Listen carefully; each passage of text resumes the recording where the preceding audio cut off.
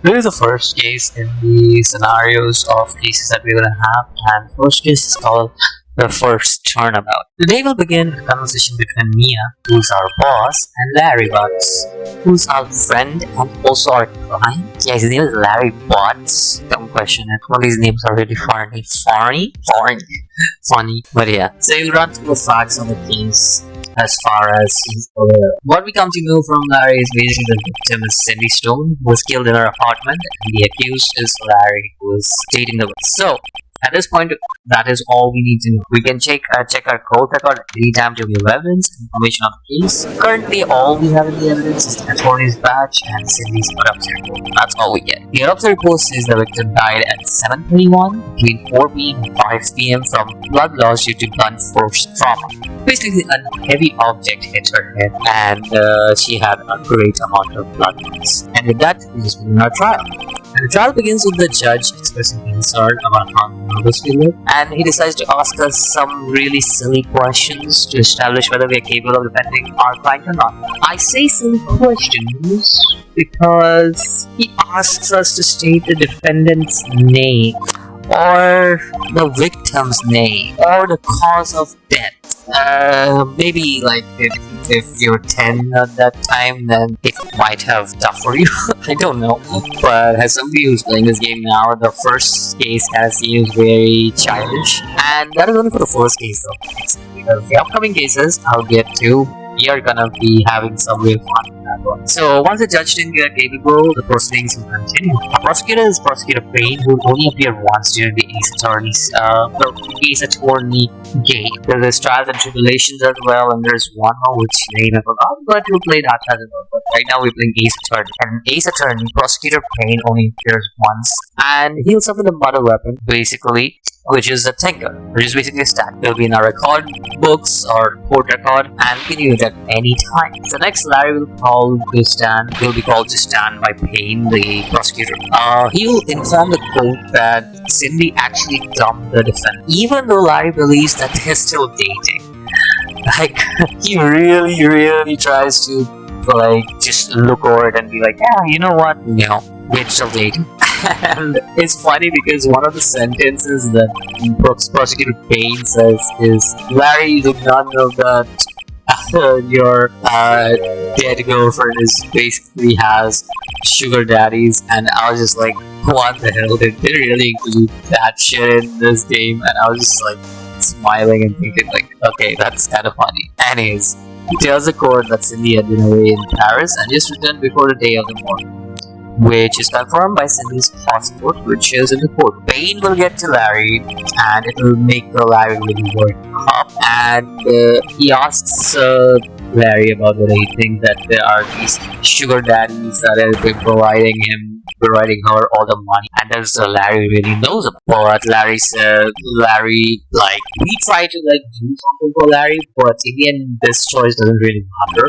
Like I said, this case is very simple. Choices really don't matter that much as much in the other cases. In which one case I actually even failed, which is funny because I was just like, wait, that's not the correct choice. I was like, oh shit.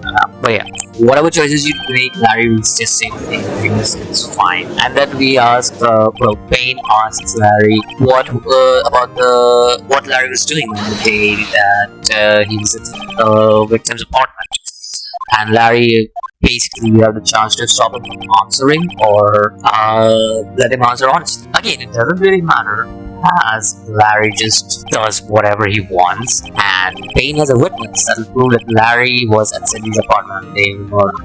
So that witness is the only witness in this case, because again, this is like a tutorial for you, so there is some guy in the whole game, and he's obviously the murderer, if that was obvious. Well, I give you spoilers, but this is spoiled in the very first cutscene of the game. The first two cases show you the murder right in your face, but after that you have to figure out who done that, and it kind of gets hard when you put it. But yeah, that's about it. Now moving on, we get into this whole testimony that our witness is calling. Our witness's name, Frank Savage. It is the first time that we actually get to meet our witness in the game, and we get to point out the contradictions in his testimony. Now, there are some things that every time when this will come, and there will be some things that they will say. We have to point out what is wrong that they have said about this for the specific test, and you will be cross-examining all these witnesses. So while the testimony is done, like I said, I'm not going to go through a whole of it. It's just going to make the video longer. So I'll just tell you, like, give you a basic summary of what happens in the testimony. So right after this testimony is done, the judge will ask for why the phone in the apartment wasn't working, because our witness said that apparently no phones were working in the apartment and he had to get a public phone to inform the police about a dead body. So for that, prosecutor Payne basically here presents a blackout record, which basically says that there was a blackout between the time 12 p.m. to 6 p.m., which means during the time of murder, they couldn't have used the phone, which is why they had to go to a public phone to actually use it. Now, if you're playing the game and you pay attention on what is happening, there is a statement that Frank Savage says in his whole test. While cross-examining, you can check the statement, which is basically saying that he found the body exactly at 1 p.m. But that is impossible for the body to be found at 1 p.m. because the victim died between the time 4 p.m. to 5 p.m. And the witness is saying that the body is found at 1 p.m., which is a massive contradiction. And for that, we can present Cindy's autopsy. How do you present the report? You basically go into your court record. You open up the court record, you select one of the clues, evidence, whatever you would call it, inside the court record, and you have to present it to the lawyer, because there'll be specific parts presented, obviously. But yeah, there is Cindy's autopsy, which says that the body was dead she was killed between the time 4 to 5 p.m. And this statement that he makes, that is saying that the body was found at 1 p.m. has to be wrong, because obviously the body was found between 4 p.m. to 5 p.m. So, Savage changes his testimony again, saying that this time around there was some kind of voice that was probably coming from a television, which is again suspicious. Like, how would there be a voice coming out from a television telling time? It's impossible, because the blackout record says that there was no electricity between 12 to 6. So what do you by sound coming from television? It's impossible. And obviously he has to back out again and re-testify about the time. This time he says that he actually heard the time, but he didn't actually see it, and the time was actually a tabletop in the apartment. And that was a murder weapon. But we know that a murder weapon is a statue, right? That a murder weapon is a statue, and it's impossible for it to have been a clock. And that's why we present the statue and the statement that a murder weapon was a thing that, like, there's a statement saying that a murder weapon is something that is used to kill them. We use that on that, since obviously we don't know how would he know that a murder weapon is a table, right? So present the statue, and through that, Payne tells us on that statement. Payne basically pushes us and says that this statue is actually a clock. We check it, and that's weird, because how would Savage know that it's a clock, right? I mean, come on, the only way he could have known it was a clock is if he went into the apartment, because from everywhere you see it's a statue, and the only way to activate it must have been if he went into the apartment.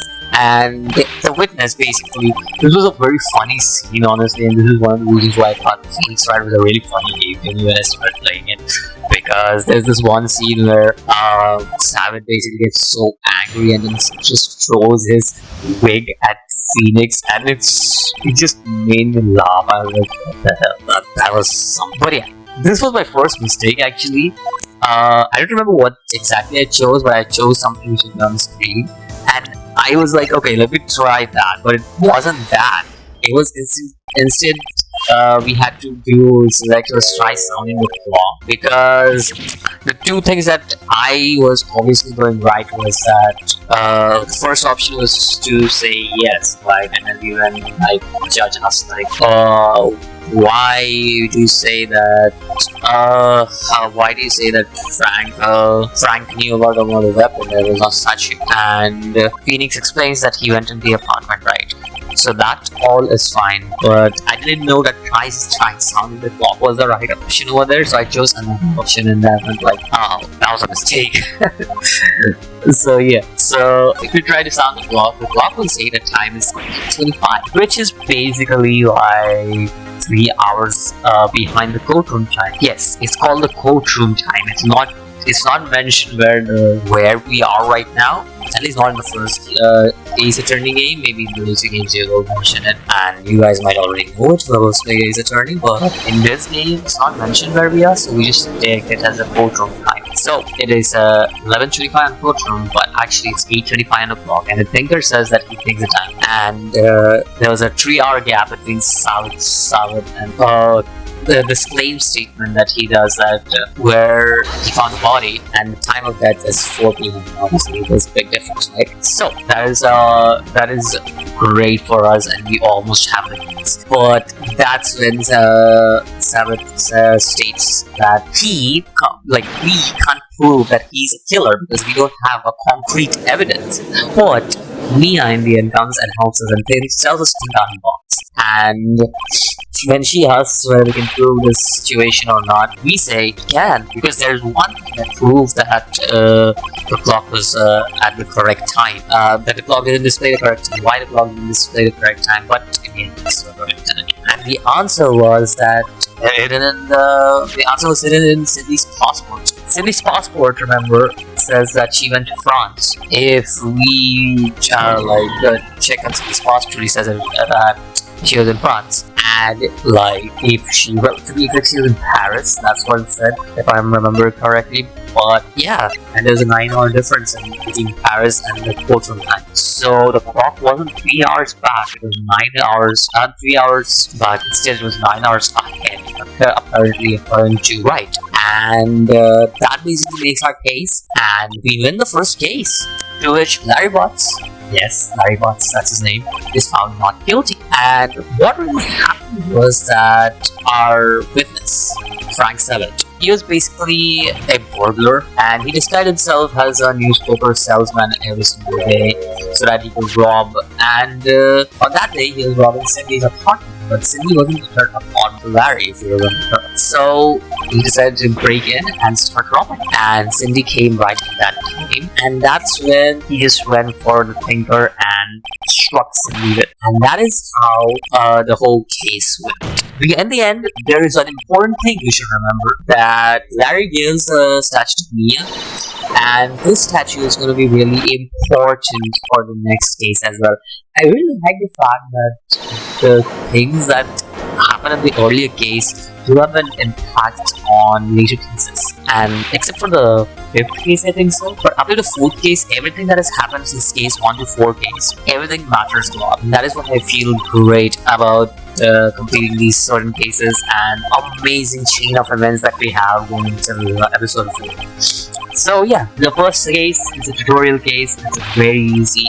Anybody can do this case. That's just how easy the case. There are not many clues. There are not many people. There are not the choices that we have that we need to make. And in general, I think so this case just works well as a tutorial case. And I felt great playing the first case because I was just like, yeah, I can most probably do everything in this game. Well, I wasn't wrong. I did do a lot of things correctly, except for one thing that I screwed up on. But yeah, this is a pretty easy case. So we then move on to episode 2, which is Turnabout Sisters. So episode 2 basically starts off with a phone call between Mia and her little sister, and Mia needs Maya, who's her little sister, to hold on to some evidence that she's going to arrange in law offices later on. And we see that does not happen as planned, because we see that somebody comes in and attacks Mia, and we basically see the face of the killer, but I most probably won't show you to the end. But honestly, there's like first case is just contain like big spoilers. Second case is more of an open world tutorial where you go to places and how it's basically on the free day when before trial days. And after trial days? How do you conflict? How do you find evidences? How do you contradict things? That's basically how you're going to like figure out a lot of things that is going to happen in the trial and find as evidence and stuff for the trial later on. And this is basically what the second episode teaches us: how to how to find evidences, talk to people, get more evidences, talk to people, yada yada. And moving on. So this chapter begins off, or this the episode begins off with our main character, Phoenix Wright, coming to the office and finding out Mia's dead body. And near her was a girl who I talked to, Maya, Mia's sister. And it just appears that the office has been wrecked, destroyed, and Mia is dead. I guess this is the first time when I was thinking, when I played the first episode, I was thinking, holy shit, this is a very funny game. This is the first time when I seriously felt bad because it was such a serious moment and I wasn't expecting that. It just caught me off guard. I mean, I should have expected that because there's blood and everything in this game, but it just came off unexpectedly, and that's why I was just so shocked by the fact that there was an actual corpse of our superior, of our mentor, lying there, and we're just watching, and her sister's crying right next to it. This whole case in general sets the standard for Wright Ace Attorney, because this whole case, the way it begins and everything, just escalates up to episode 4. Episode 5 is most probably the greatest case of this game I played. Well, Ace Attorney, not this game, because there are other 2 games in this. But of Ace Attorney, episode 5 is most probably my favorite of how the whole case is constructed. But this case really sets up that high expectation that I will see a better case as a game, and I was wrong. I wasn't wrong when I thought about this. This does set up a really high expectation and delivers on that high expectation, and it's unbelievably good for a game that I didn't expect much from. This is when I was 12 or 13 when I first played this game, and I felt great playing this game when I was 12 or 13. So I didn't complete the game completely. I played the Ace Attorney. I played up to episode 4. I never got to episode 5 because they added it later on. I'm not sure because I never really got to episode 5. But crazy how things are with this case. It was so good going through this case and solving. I think so. Episode 3 is the very low point for the game because it just doesn't stand up to the other cases that are in the game. Episode 1 is tutorial, so I just don't consider it as a case. But 2, 4, and 5, those cases are so well constructed and connect each other in a way. Fifth, not so much, but second, and a lot. And it does so many things right, and I love this game for doing that. The well construction of each case in the game. I'm not saying episode 3 was bad. I'm just saying it's a low point compared to the other cases. It was just not as intriguing or as good as episode 4 or episode 5. Episode 5 is awesome. Up until this, I haven't played Trials and Tribulations. I'll get to that as well. But yeah, coming back to this, I've wasted a lot of time talking about episode 2, episode 3, episode 4. But let's talk about Turnabout Sisters. So we basically find a few things over here. For example, the Thinker, which is the weapon, obviously, and the Glass Shard, which is just lying around. It'll be useful later on. We also find that Maya is holding on Mia. Most confused sisters. Mia is holding on to something, and Maya is written on that specific receipt that she is holding on. I say receipt because this is an important thing, very important, a case-winning thing. Okay, so just keep that in mind. So yeah, and the reason we are just investigating everything is because Maya is basically fallen unconscious, and we lay her on the sofa outside the office. And the second thing that happens in this very office is that there is some chick who looks at the dead corpse from outside in the hotel that is outside Fanco law. So yeah, so she calls under the police, and basically the police are right. So Maya comes to by the time we come out of the office and we talk to her. We ask her what happened, and all Maya says is that she arrived at the office and Mia was already dead when she had found her. And then we ask her about her relationship with Maya. Maya basically is Mia's sister. Again, if I'm confusing the name, I'm sorry. It's just very confusing, Mia and Maya. Okay? And yeah, Maya is Mia's sister, and she came to her sister's office to find some evidence that her sister wanted to keep. So we just do our the best, and to always remember we have to present the receipt to her, and we do. And she's shocked basically. She's completely baffled about the fact that her name was written on the receipt. At this very moment, the police arrives and we get an introduction to a detective. His name is Dick Gumshoe. Yeah, his name is Dick Gumshoe. I don't know, man. What is the names? But Phoenix Wright, Miles Edgeworth. I don't know. The judge's name is Anji. Her name is Maya Faye. We have Larry Potts, Dick Gumshoe. Some of these names are straight out one.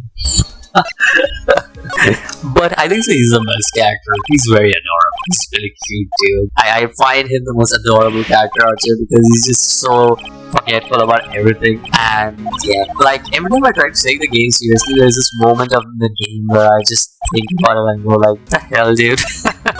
Anyways, we decided to visit her in the morning at detention center after she gets arrested by Dick Gumshoe because there's the receipt saying Maya, and obviously that means that she killed her sister.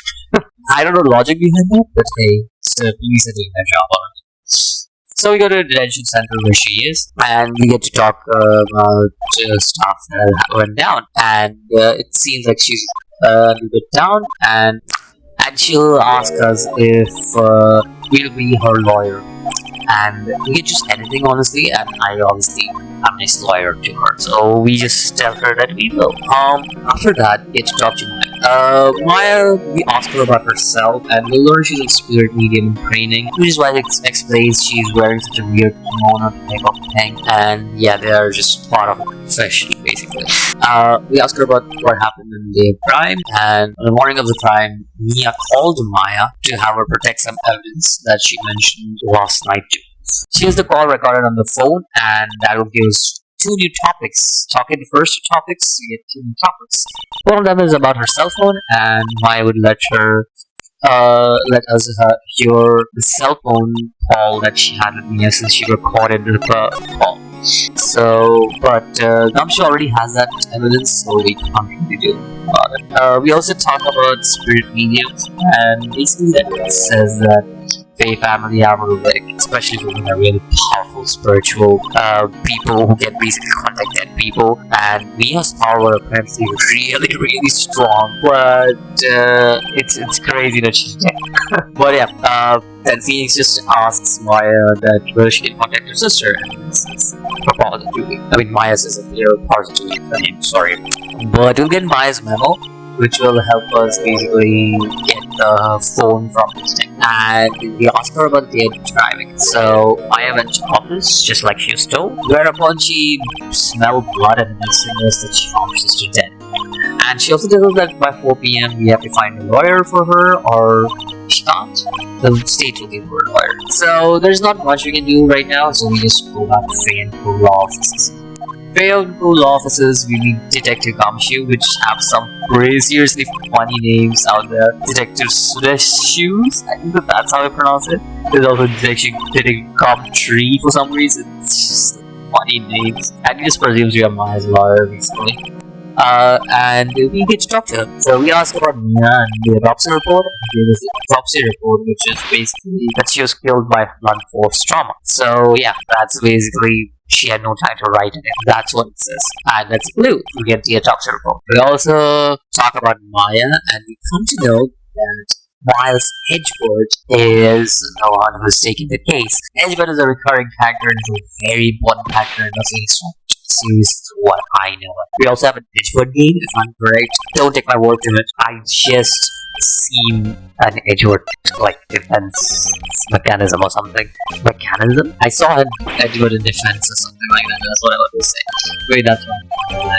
But when we ask about Edgeworth, he just tells Phoenix that he's a cold-hearted man who hates crime and do anything to just get the guilty verdict out there. Basically, he just forge stuff and everything. So we just give the detective, and through the memo, we get the cell phone. Now we get a recording in the cell phone, which is really, really important that we have the recording because it does have a lot of stuff related to this case. With that, we just go to the gate of our hotel where we meet April May. Yes, that's her name, April May. Remember when April was in Teenage Mutant Ninja Turtles? Yeah, she's on that.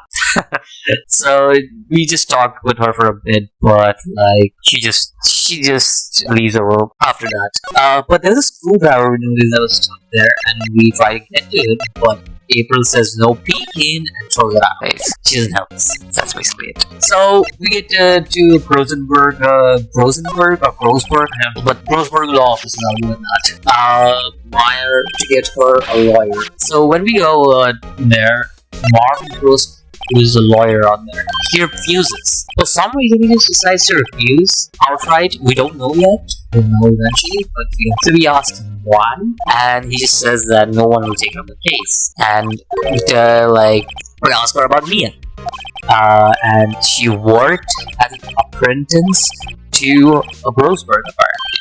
That's what it was. And we also talk about the painting that Grossberg has, which is no relevancy whatsoever. It's just there to show character. And I love it because it doesn't have any relevancy, but it still shows character, right? Because we know, like this painting, it's there, but on day 2 it won't be there because Grossberg is blackmailed. And he just sells a painting. It shows the character of the blackmailer being really, really powerful. He controls a lot of things, including lawyers, cops, and other stuff, right? So yeah, with nothing else, we go to the detention center where we meet Maya, and we tell her that Spring Grossberg is not really there.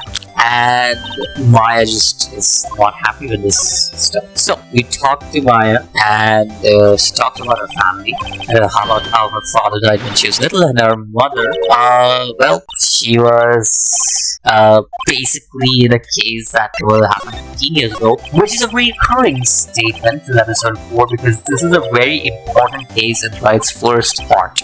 No, it's a case at her in part because within the 15 years ago case, there are 2 cases that are connected with each other. This case and another case that we'll be doing later on. This case, I believe, is called DS6 case. I don't remember exactly. We'll get to it when I get to it. But yeah, apparently she had been named as fraud, and the man is identified as someone who is innocent, and it really wrecked her mother's reputation and everything. And Maya says the man who basically made a lot of stock out of her was named White. Remember that name, very important. So yeah, so we defend to choose Maya. Defend to choose Maya.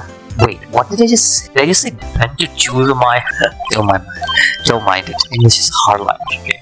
We decided to defend Maya, and well, it's time to get into some real investigation. And we go to Gatewater Hotel, and there's only one thing remaining to do in Gatewater Hotel: check the drawer. Since April May isn't there, and there's only a bell button. So he'll ask us to tell April May that the man, Mr. White, has left a message for him, and we are not sure what it is. But before we do that, we take the wiretap from the drawer and move out. We don't know the message at all.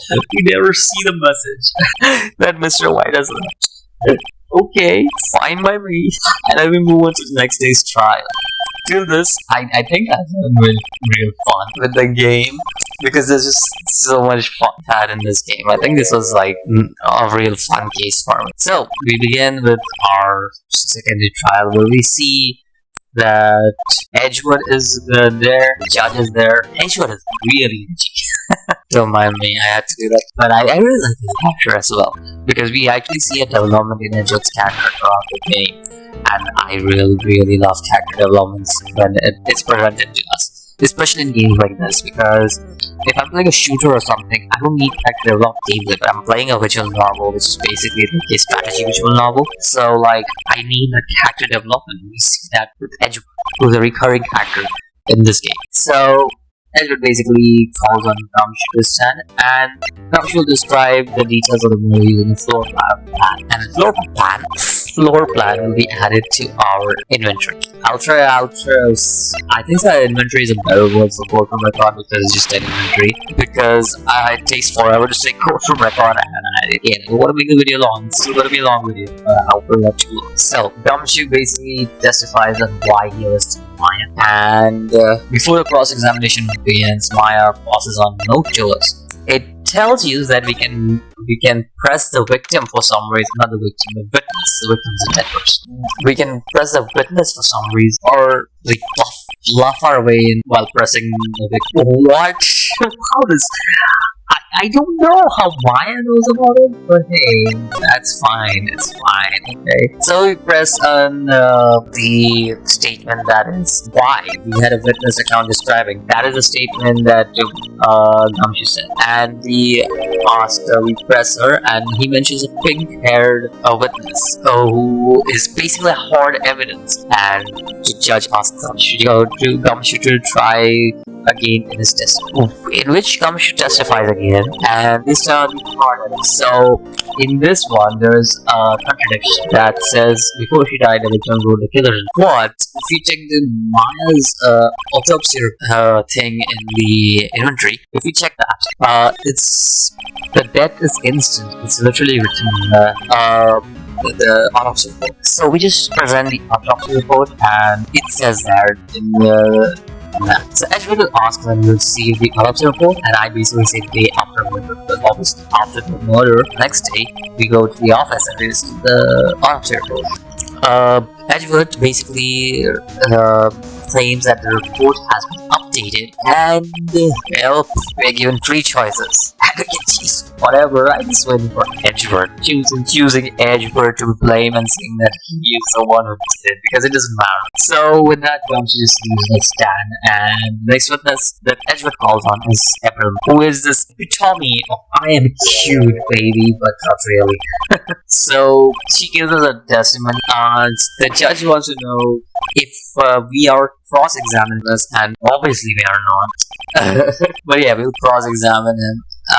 Or she didn't change her gender. Man, English is hard to speak. But yeah, and the April May says something interesting, and that is the one attacking her was the mousy girl sitting on the defendant's chair, and I was like, something strange about it. So we pressed her, and since we don't have any evidence, we just started pressing. And then I said that I questioned your testament when April May is like, what's wrong with my testament? And then we choose like, she's lying. And the reason why we say this is because April May says she's a mousy girl, but apparently that's not the case. If you look at Maya, she's very different from others. Like, her clothes are strange, and her hair is strange. You would notice all that first, but she didn't. So she changes her testament, and then she says that she saw Maya doing it all and everything, and she saw the weapon, and she just dug her own grave by saying the clock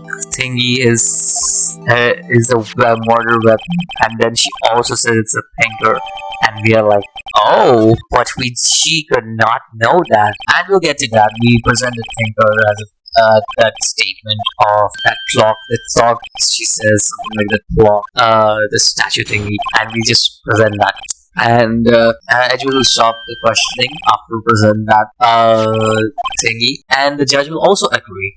And April says that she heard a clock from her trial room, and we are presented with options. And I choose it couldn't have run, which obviously couldn't have run because it's empty. And that's exactly the second option we get after saying that it couldn't have run, that it's empty. So the judge will examine the clock, and the clockwork is actually missing from inside. Edgewood states that the clockwork might have been removed after the murder, which would mean that April could have heard it after all. And that's when we present Maya's cell phone, because Maya's cell contains an information is important. That is that Mia had told Maya that this clock, the evidence is inside this clock, and she needed to store it. So she's removing the clock now. April tries to say that she has seen the clock in other stores. However, that is not possible, because if you remember from the first case, the one who made this clock is Larry Butts. So there's not. Jeez, the script. So there is no way that April saw the clock in the store. So we choose yes when the judge asks if there's an objection, and we present it. And at this point, April totally loses it, and the judge wants to know why we think that she knew it was a clock. So we say that you heard it to April, and we present the quiet as an evidence. So we can choose that you held it, but you think your theory from previous case worked, it doesn't work here, as Edgeworth pointed out that you prove that thinker is empty. Edgeworth asked us to provide proof that a murder weapon was a plot, and that's when we'll present Maya's self. So we'll be given two options to choose, but it doesn't matter which one we pick because April now has an alibi for time of murder. She tells the court that she ordered iced coffee from the room service exactly at 9 p.m. and the bellboy testified. We get the option to continue with April May or call the bellboy. Obviously, choose to call the bellboy who's has a witness. And Edgewell will allow it, but only on one. And the condition is if we can't crack a solution in Maya Maze?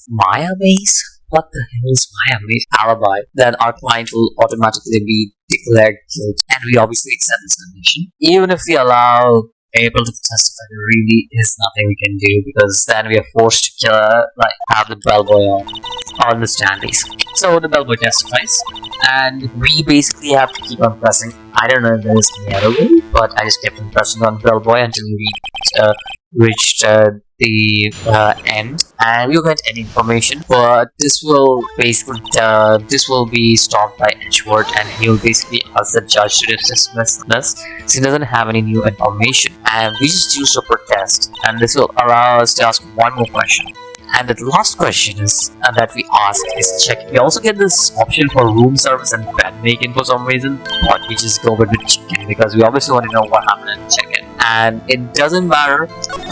It doesn't matter what we do here. We have to check. Who was with April May, or was April May alone while she was checking. So we asked the bellboy why he wasn't mentioned about the person who was seeing April May after the bellboy mentioned that there were 2 people who checked in, and there are 2 people staying in the room. And the bellboy just says Edgeworth did not did not want him to mention the person, and Edgeworth is like, what the hell, dude, stop it. So we have one new possibility in the case, so we just have a new person in the case, and that's when the judge asks us, well, what do you mean a new person? And we say the man with Miss May, obviously, and we haven't cleared Maya yet. However, we have got ourselves into no time to investigate. The judge will extend the trial next day. After the trial, we'll receive May's testimony, and it will be added to the inventory that we have. So everything is going great for us so far. It's not the best possible result we want on day 1, but I think we did great on day 1, and we move into the second day now.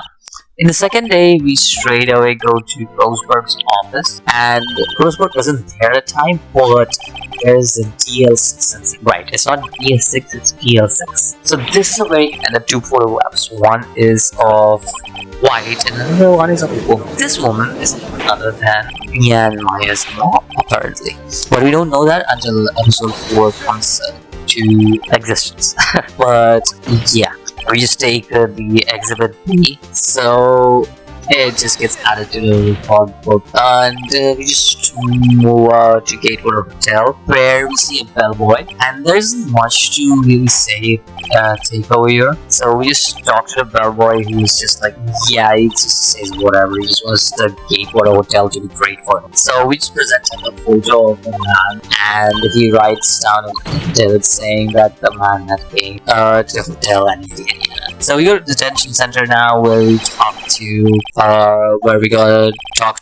April May. She says, these names are so confusing. I get confused between Maya, Mia, and May. It is so confusing. I even add Miss May just to make it less confusing, but these names are really... Anyways, she's not cooperating with us, but we present her the photo, and she's still not cooperating with us apparently, and she proves that we can basically not prove anything. But that's when we provide bellboy's affidavit, and we'll have an option, which is to push her on, and she'll start to talk. And she'll tell us that she worked for Red who's the owner of Blue. Oh my god, Jesus. What the hell? Red White from the owner of Blue Core. How many colors did I just see there? I don't know. A lot of colors. Anyways, we get a new location in London, is the Blue Core. And we go there where we talk to Red White. Red White doesn't seem to give anything away apparently, and he just refuses to talk, just like a lot of guys who we try to take on basically the verdict. But yeah, he just refuses to talk, and we're just like, whatever, as you wish. And we go to Grossberg's office, and again we talk to Grossberg, and there's one thing we need we do need to get information from, and that is Grossberg's information. Talk to him, and we come to know a very important thing, and that is Mr. or Red. He is basically blackmailing Grossberg. Come to know about this because of this whole situation, which is great for us. And we'll be informed that basically Red White has information on everyone: judges, police, lawyers, and that's big news already. It even involves celebrities and other stuff. So Grossberg tells us to look for clues in Mia's office, and we do go through there, and we find a notice called suicide, and we take it. We take that notice memo, and we move to Blue Corp for the last time. And we show Red White the suicide newspaper clipping, and Red White basically says, "What does it have to do with me?" And then we tell that we blackmailed Grossberg as well, and all these people in the newspaper clip. And then he basically flexes his power over authority, and he makes us get arrested, and we are just like, holy shit. But yeah, and then we get to the detention center, and Maya is on the other side feeling bad for us, and we're just like, hey, it's fine, don't worry, we'll win the case tomorrow. Apparently Red White is going to appear in tomorrow's case. The trial begins. Phoenix is curious as to why no one cares that White didn't testify yesterday. Everyone just appears to be acting suspicious, and we object straight away to Edgewood for calling a news witness. But the judge is like, it's fine. And with that, Red White takes a stand with, I don't know how many jewelers he has, but can you lend me some? I will need money. But yeah, so we start with the testimony from Red White. And he hasn't said anything that can really be used as used with an evidence, so we just press him. Because we press him until we get answer we want. And the thing he says is that she ran to the left, and we just like, wait, but didn't April May say that she ran to the right? And that statement basically changes the testimony, but everybody's confused, like, that is not right. So we basically explain the contradiction between them and why it really did see Mia run left, because we get an option to whether he's right, April May's right, or both of them are right. And we say that, yeah, both of them are right, because if we check the floor plan, we can select the area that is the killer's area where the murder was sent, and Red White is really worried about it. But we need more evidence to basically get him arrested or verdicted. I don't know how to say it. But we basically get some more information, and with that, White revises his testimony. And this time, he said that we hit him twice. Hit Mia twice. What? That does not make any sense. The autopsy report says that she only got hit once, not twice, and that's basically it. So Edgewood basically tries to get a recess, but Phoenix won't allow it, and basically he asks White to revise the testimony once again, and then he says the same thing again. Like, what? So yeah, and then he says something very odd, and we just press the first statement because it's so odd.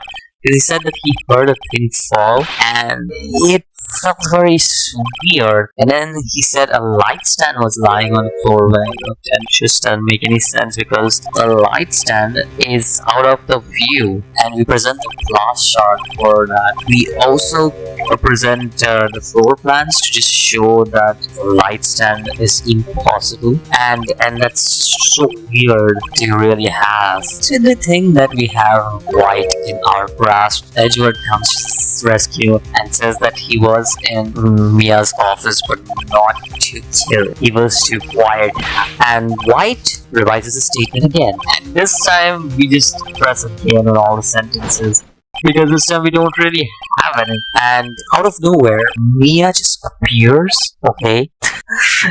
So Maya basically channels some kind of spiritual energy and brings Mia to help us. And when we come to, Mia tells us to look at the receipt and turn it over. So now if you turn over the receipt, like I said, it's a very game-changing thing. It's basically, what the receipt is basically a receipt of the light stand we received, and it was bought on the day of the murder, which now we have a proof, and we present the receipt to the whole thing where White says that it was the beginning of the September because it couldn't happen because the receipt was on the day of the murder, which I believe is 11th of September. But yeah, you get what I'm saying. Edgewood objects and asks for another day after. And out of nowhere, Mia objects and she presents us a memo. And when we start reading into White, he's done. He confesses the murder. I don't know what was in the memo, but it apparently had a lot of names of celebrities and big police officers and shit. I don't know why, but yeah, with that, we are found not guilty. So, what really happened was, about 15 years ago, there was a case known as DL6 incident which involved the police using a spirit medium to identify a murderer. The suspect was found innocent, however. The medium's involvement was somehow leaked to the papers, and she was considered a fraud, and this made it so that she would disappear from the public eyes. And then years later, the daughter of this medium, Mia, she became interested in this case and left home to investigate it. And eventually, Red White, CEO of Blue Corps, we came to know that he leaked the case to the press, and Mia started investigating him. And Red White became suspicious of Mia, so he devised this whole plan and decided to kill me. That is what this whole case was about. And then this had a very wholesome ending, this whole case, and I really enjoyed it because it was like this small ending where Mia tells Phoenix to come at 9 at night to her office, and we see Maya there, and she basically acts like Mia, and Phoenix is like, I'm gonna take care of her, but you just see this ghost of Mia next to Phoenix and Maya, which is really a cool little wholesome scene that I really enjoyed in this case. That was Turnabout Sisters. That was the second case we had. Now the third case is not connected to any of the cases because we will have Turnabout Samurai in the third case will take another 3 minutes. Fourth case will take another 30, and this video is going to be 2.5 hours long. That's fine by me, honestly, because there'll still be some stuff cut out after I'm done, because there's also some places where I do stutter a lot, and I don't want to have that. So yeah, now we'll get to Turnabout Samurai. Alright, so this, the third episode, Turnabout Samurai, it starts off by a fun fact. Did you know Maya loves Steel Samurai? Yeah, she loves Steel Samurai, and she was playing with the room until we arrived for some reason. It's funny. I like it. So we haven't had many cases in quite some time, and it's really bad because we need to pay rent, and Mia used to pay our rent, but now that our mentor is no more with us, we have a lot more responsibilities. So we go to basically the next day while we're sleeping, and then all of a sudden we get a call from Mia saying that Steel Samurai has killed a villain with a spear, and we just think it's okay. What about it? It's just a show. But it appears that Will Powers, Steel Samurai, has killed Jack Hammer, who plays the evil magistrate, with a samurai spear. So we are basically like really reluctant in taking this case, but Maya is like, you know what, we're gonna take this case. And we go to the detention center, making us like move there. And when she sees the steel samurai, Maya is surprised and she's like, I think so that he did it, but we don't know for sure. And talking to him, we realize that, oh, Maya should not do it. He's just a nice guy. Will Powers is a really, really nice guy. That's about it. And we basically see all this. He tells us the basic information, like when the practice started, when the rehearsals was planned, and what happened, who was Jack Hammer, and stuff like that. So he tells us all the basic stuff that happened, which I think so you guys should play and you guys should know yourself. But yeah, after knowing all the basic stuff like who's the steel samurai, what happened, and what is Power's alibi, we move on to the main gate. By the way, Power's alibi is that he's sleeping between the time of the murder. So yeah, we move to the main gate of the studio and we meet the security guard over there, who is known as Wendy Oba. Boy, is she so the most annoying character in the game because I can't even skip her dialogues. Some of that is literally pretty boring, so I want to skip them. But I can't even skip her dialogue because she just goes, like, what the hell? Shut up, bitch. Oh my god. Anyways, she'll tell us that the main thing that she tells us that, number one, Jack Hammer should be a massive star. Yes, his name is Jack Hammer. Sounds like Goldberg's finisher, which actually is Jack. But yeah, her name is, she tells us Jack Hammer used to be a massive star, back in the days, like 5 years ago, so, but he's no more. And secondly, that there's only one person from 1 p.m. to 2:30 p.m. during the time the murder happened, which is Will Powers. So she doesn't let us go without permission. So we go to the detention center and we ask him one last time, are you sure that you didn't? And Will says that he swears on his mom's grave, which is like the biggest thing to say. So like, we believe him. And security lady basically gave the letter that Powers gives us so that we can get through. So we get into the global studios, and finally when we reach the entrance of the studios, we meet Tega Gumshoe. Tega Gumshoe says that Edward is our opponent again, since he's upset with the loss he took against us. Get right, Edward.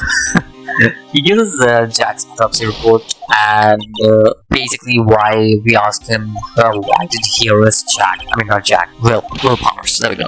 Why did he arrest him? And he says that Olva basically gave him some kind of decisive evidence that basically tells him that Will Powers is the one who did it. So we examine Studio 1, but it's locked currently, and there isn't anything else there. So we move to back and talk to Obag, and Obag basically says that there's photograph proof that it was Will Powers who did it, and the reason there is because whenever we move to the main gate, there is a automatic camera which takes a photo of everybody that goes in, and that's about it. And with that, we just move to the employee area where there's some T-bone steaks. And we have to keep them because they are bones from the store, right? So with that, we just move into the dressing room and we check around and we get the card key, which will lead us to studio entrance, to the Studio 1 entrance that we are trying to go into. So once we go into Studio 1, we examine some of the stuff around there, but there isn't anything much there. But when we examine the camera equipment, we finally meet Penny. Penny, I believe, is important in later on cases as well. Not in this case attorney game, but I think she's later on like an important character. Not like important, super important, but I think she's who has a case of. But yeah, she's a big enthusiast of the whole steel samurai thing, and she tells us about stuff like if someone else was over there in the crime scene. Well, she sent someone else was over there in the crime scene. But yeah, that was about. We go back and we talk to Obag about Penny's claim about somebody being in the whole thing, like the rehearsal shoots, and Obag goes off the room trying to, like, I don't know, annoy her or something like that. So at this point, we do have a chance to peek into Obag's computer, which obviously to speak into Obag's computer, and we get a weird photo which has a steel samurai in it, but we don't think that this is a decisive evidence. It does not show the face of a steel samurai. It only shows that there is steel samurai. So yeah, with that we had our day completed, and there isn't much to really go on the first day, honestly. Honestly, this case has the least moving around, I would say, because there isn't many places you could go to compared to the other cases where you actually have to go to various places to be solved. So this place only has 2 places that you have max to max that you have to go to in the detention center and the studio one. Those are the only 2 places that I think so we go to max, like going back, and there's much else there. So, on trial day, we obviously have as well her opponent, Edward, introduces Kamshu to take the stand, and he describes the events of the day with the help of the guide map. That's really good. But yeah, with the guide map that he has. So, one of the things is that we get samurai spear added to our court record, which really helps us because it is apparently a murder weapon. So we get the option to choose that whether or not we want to listen to the whole description that Kamshu gave about basically what Willpower's told us, but added with the murder weapon. That's all. Or we can skip it. We obviously skip it because we already have heard everything, and Edgewood calls on Wendy Obag. Wendy Obag basically gives a statement saying that basically the camera captured Willpower's and stuff, but we basically present the photo on the statement that a certain man walked at 2 p.m. I believe, and Obag claims that there is real inside that costume and revises his testament. So I can start pressing on everything because it's just what I do. So when we start pressing on the Obag, on I believe the second and third testimony, I don't know which one, but the second and third one, we get to know that Obag fixed the samurai spear, and like she basically made it like it was broken, and then she basically fixed it while Powers was injured, basically. So Will Powers was injured. I totally forgot to tell you guys that Will Powers was injured because I just went out of my mind because this is really important. Will Powers was injured. That's the reason why in the photo you see that this person who is pretending to be Will Powers is actually dragging his feet, because it's like, okay, it's he's injured. So we keep pressing her and stuff, and we get enough information about stuff. Once we get all the information we need, Edgewood will stop, and the judge wants to know what happened to the Celestine samurai costume and why nobody has found it. Edgewood says that they will obviously find it in the meantime, but it doesn't matter what we choose here. The judge is not sure either. So Obag will just continue with the testing, and this time around there is something that we can present to her statement. So if we look at the photo here, photo is named number 2 actually, which means there has to be someone else who walked on the camera before this photo mistake, which is why we present the photo to her statement that no one else went there, because obviously somebody has to go to this place, right? So Obag gets angry and remembers somebody did go there, and she tells us that the suspicious somebody who went there was a kid, a 2nd or 3rd grader, a fanboy, and yeah, obviously there's no way, right? That there's no way there was a kid that who murdered the evil magistrate. But get back to the court after a short recess that the judge tells us, and we don't have any choices because if we don't find anybody to accuse someone that is murdered Jack Hammers, then basically Willpower just killed it. So the only thing that I can say is the security lady, because obviously Penny doesn't have any motive. The fanboy can't kill anybody, so we just that security lady is the one, since Penny didn't know about any of the stuff. So the court realized that court will also realize that Obag has no alibi, and that she was the only one who knew about Will's crime. So Obag tries to say that a kid could have done it, but that does not make any sense, you know.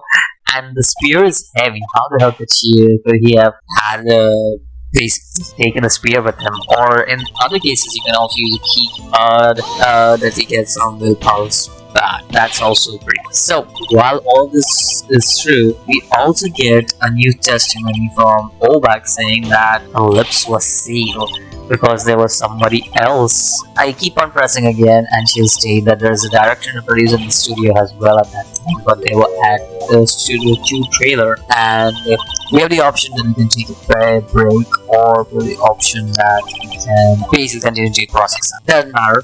We just take a break, and the judge will have a day because obviously there's no need for any more stuff. So we had to day 2 investigation, which is great to go to because we almost lost the case this time. But we make it out of there with just some means not totally bad for us. So we begin our investigation for the second day.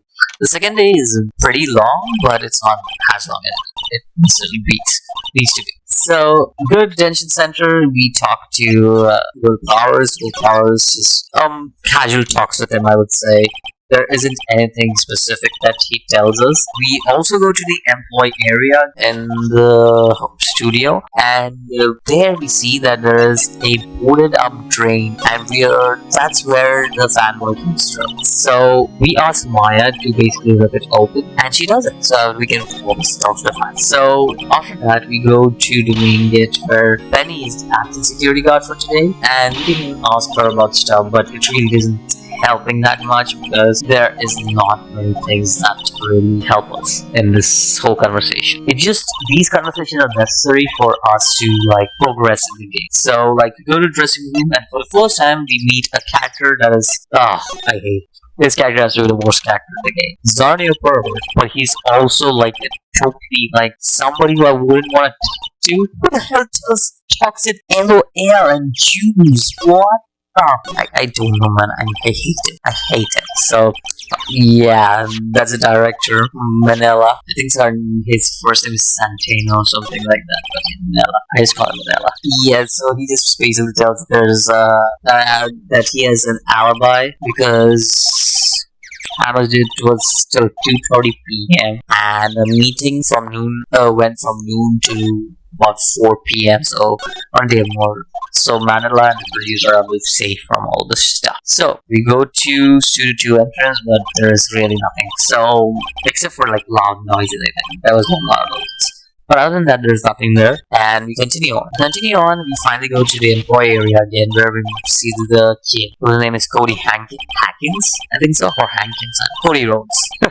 But yeah, we talked to him about Steel Samurai and what happened, but he didn't really say anything. He just says that he saw everything and just wants it. Okay, but he does leave us an empty bottle, which is basically a sleeping pill bottle exam, which is really, really important to the case, which also explains why Will Powers was sleeping throughout the whole case and why he's innocent. And we go back to the main gate, and we come to know that Olbach has disappeared again. So she's looking for Cody to sell around. So we just take a chance to get the trailer key, and we just from her security boot, and we just move to the trailer. The studio trailer, we go to there and we talk to Vasquez, who is basically the producer of this thing, and she presents us with Vasquez's memo, which we have to deliver to Manila and get her a script. And we go and deliver to Manila. Manila says he forgot his script somewhere in Studio 1.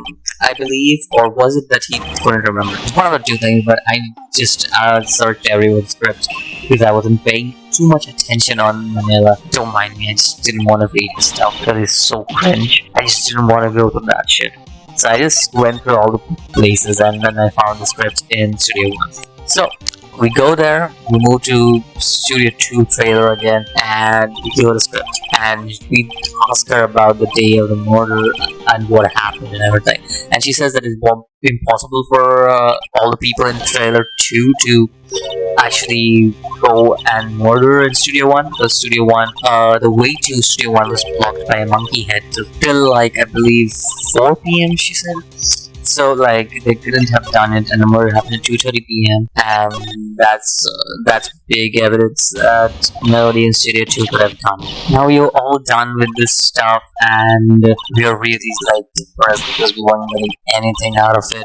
So we just go to the main gate after everything and go back to the office, and we're just so done. But that's when Mia appears out of nowhere. She just appeared out of nowhere, don't mind her. And then she decides to help us by telling us that there is a big video that we need to go. And we go back to studio, and on the main gate we find the security lady, and she says that she is an hostage for the boy. And when he comes back, and we basically lend her the key card that we have, and give him. She gives us the Steel Samurai card, which is the hostage that we have. And then when we present the Steel Samurai card to Cody, he said that he already has one. He doesn't have ultra rare cards. No, ultra rare cards is what he has, but he doesn't have ultra rare premium cards. So we have to find him an ultra rare premium card apparently. And so we decided to go around to find it. That's when we meet Penny. Penny gives us this ultra rare premium card for our card. And we're like, hey, nice trade. And we get that code, and then we give it to Cody. Cody tells us that what had happened was that he saw the Steel Samurai kill the bad guy with a spear. But Cody also tells us that he basically gives us this book where he has all this collection photos of Steel Samurai where he defeats the evil and has all the photos in it and stuff. And everything's going against him. And that's when Mia says whether Will is innocent or do you believe in your client? And we're like, yes, we do. Obviously, because Will is just an innocent peer and he has not done anything wrong. So we continue on to our next day, which is the court day trial, I believe. And I think so. This is the second last day of the trial. Anyways, we start out in the court with basically nothing in our hand. Everything is against us. And as it calls Salmonella. Yes, Salmonella. Right, Salmonella. So he tells us about what happens basically again the same. And we just keep on pressing again in chance of finding something.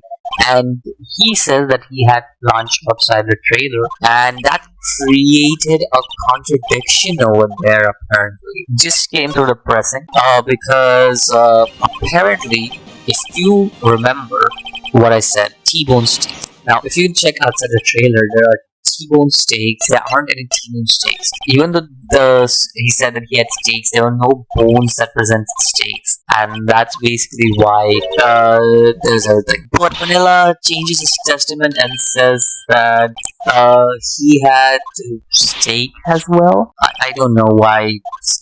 Like what? But yeah, like we just keep pressing him again, but we don't really have anything for him. So he just Edgar just basically says that there's impossible for anybody who from Studio 2 to murder anybody from Studio 1 because Monkey Head was blocking the front, and that's about it. So after all that, Cody calls Edgewood calls Cody to the stand. How did I mess up Edgewood and Cody? But yeah. And Cody tells us basically what he saw. He basically wanted to see another one of those Steel Samurai rehearsals, but when he went to the studio, he saw it right in front of him, and he saw that Steel Samurai took down Evil Magistrate, and if he had a camera, he would have shot it. And that's when we present Cody's camera, to which Cody obviously takes his camera everywhere. He literally told us that, and that's why he presents his camera, and Cody will admit that he lied about him not having a camera, but then he says that he was too distracted. And next thing we know is that Cody changes his statement to which that the action was too good for him that he wouldn't stop watching it. And then we keep on pressing, and there's this one statement where he talks about the bad guys moving, and if we press him harder on that, then basically Phoenix will imply that Cody didn't see the stabbing at all. And Judge will ask why? What is wrong with that? And then we talk about how Cody had set his new camera and stuff and how to use. Well, we just show him Cody's camera, and Cody confesses that, and he produces another testimony, and he calls us pops for some reason.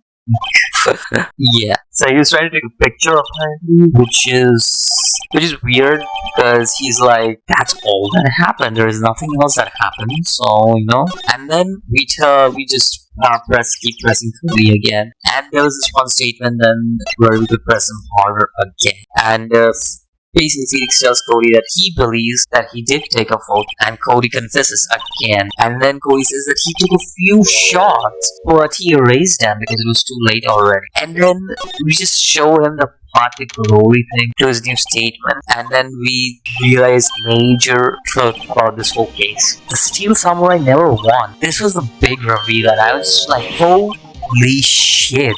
I love this case. Yeah, this case is like not as entertaining as the other cases, but I still love this one. It was such a good plot twist that, the Steel Samurai never won. The Steel Samurai was the victim all the time, and that's the reason why Cole didn't want to tell us what actually happened. It was such a good reveal, and I loved it. It was something when I was playing it first. Oh no, my microphone. It was something that when I was playing this game for the first time, it was not what I was expecting. And with that, we actually get a new proof.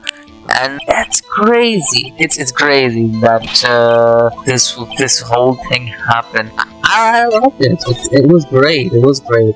Though we get another proof. Like I said, Cody gives us a photo basically, and what this photo is basically there is this one place called number 2, and there's and we figure it out already. If number 2 is written in the studio, it's obviously studio number 2, right? So if the path was blocked and the studio was there, so the only way that we could have actually seen all this happen is because all this could have taken, the whole incident that would have taken place would most probably be at trailer number 2, right? Or studio number 3. But it could have been there only because there's no other place in this whole goddamn studio that they could have taken, this whole event could have taken place. Which means that Willpower is actually innocent. But Edward says that what proof does he have that Jack Hammer stole the whole samurai costume and everything, and for that he would present the empty bottle, which is obviously containing this thing. And we'll just tell the judge to really fingerprint the bottle so that we know that Jack Hammer drugged the guy. What's his name? Will Powers. So with all that coming out of the way, and this great amazing case, and the third day taking another day off, we finally find out that Will Powers is innocent and we have to figure out this case. So the judge just says, another day. You got one more day to prove it, and you bet you were gonna prove it. So we're back at the office, and basically Mia leaves the body of Maya, who asks us what happened, and we tell her about Jack drugging Willpower and everything that happened in the court today. With all that out of the way, we also get some more stuff about the court system in this world, and says that we have up to 3 days on this game's initial trial, and we say that this was a judicial system so that a lot of cases can speed up, and also means that they could step up the investigation and find clues for each and every case trial. So yeah, like unlike a lot of cases in our real life which take months to go or get completed, in this game the judicial system is more of like you have a limit of 3 days before the trial starts to really start investigating and doing everything and getting this test case faster. So anyways, with all that, we move on to the detention set where we talk about all the characters that we have been introduced to Will Powers, and he basically reveals that Vasquez basically saved Global Studios from a really bad state 5 years ago, and Vanilla has a vision that what Steel Samurai. We also find out that Hammer used to be a big star. We already knew that though. But as soon as Vasquez came to this place, something changed, and that was something. So we move on. We talk to the guard at the main gate of this whole bag, and she will say much about things. And again, we move on to the employee area, and there again is not much to talk about, except Gumshoe just checking the plates and everything for sleeping bottles and everything. That is like sleeping pills and everything in the plate of Willpower, and that is all about it. There isn't anything that is relevant. We just need to talk to these guys so that we can actually get move on in the story. We also talk to Penny, and we basically show her this path to glory because she isn't opening her mouth or anything, even though she knows. And then finally, when we show her this path to glory, in which after which she says about an incident of why that happened 5 years ago. Now you'll be asking me, why did we show her path to glory? There is this one thing that she said that is Studios canceling the steal song, and that's the reason why we had to show the part of Lower to show that, oh, these kids are really like into all this stuff. So 5 years ago, it appears that Jack Hammers actually killed someone accidentally, and Vasquez kept it quiet, which is big door that Jack Hammers had on Vasquez. And Petty claims that Goldberg actually knew about this, and we talked to Goldberg about this, and she is really angry about it, and she also wants proof that Jack Hammers stole the Steel Samurai's costume. And we do say that we do have. We present her the snake plate, and she'll believe that Wilpar put it there himself.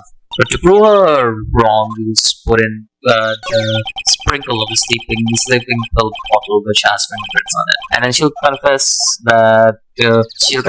about the accident that happened. And there was this man that Hammer killed by mistake, but a paparazzi took a picture and tried to send it to press. However, Vasquez had means to deal with it, so that's the reason why you see that Jack Hammers is so like under control of Vasquez, basically. And she gives us a 5-year-old photo which presents Vasquez, Jack Hammers, and a dead body, basically. So we decide to go talk to Vasquez, and we present her the old photo. And she takes us inside a trailer where a bunch of mafia people try to gangbang us, but good Detective Gumshoe comes in and saves the day. Great. Now we move on to day 4 and the final day for the trial. We begin with Vasquez's test, where she talks about basically how she was in the trailer before noon, and the meeting began at 12 sharp and ended at 4. And after that there was a rehearsal, so they went to Studio 1, and she asked Sal to take her. So that is where she found the body in Studio 1. So we keep on pressing her, but we don't find anything. But we do find something that she says, that she ate T-bone steaks with Sal, and I was like, wait, that is wrong. We do have steak plates that we checked, they were empty. There were no T-bones in it, so we were like, you didn't eat T-bone steak at all. And then she questioned her, like, what could we have done? What could she have done if she didn't eat the whole steak, right? And then we choose meeting the Steel Samurai, which obviously is the point. You're making a point that Vasquez is responsible for Jack's death. And then Vasquez points out she couldn't have an easy time killing the samurai with that massive spear. The Steel Samurai with its massive spear. Which is true. It's hard to reveal that spear. But there is another way that she could have killed her. And she's like, what do you mean? And then present the photo, that 5-year-old photo. And everybody's like confused, like what, why, what. But anyways, the photo we present tells us that the fence is the way that she could have killed him, because this fence is easier. It just makes an easy stabbing in the chest. And Vasquez asks how could she have moved the body in teen, which the answer is quite simple. She had a way. The van. So we got the evidence for the van, and Vasquez was talking about the whole situation, about how she was in the van, and then we talked about it.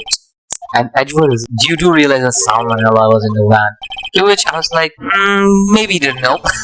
For some reason I said that. But obviously he was in on this. Thing. So anyways, yeah, that was.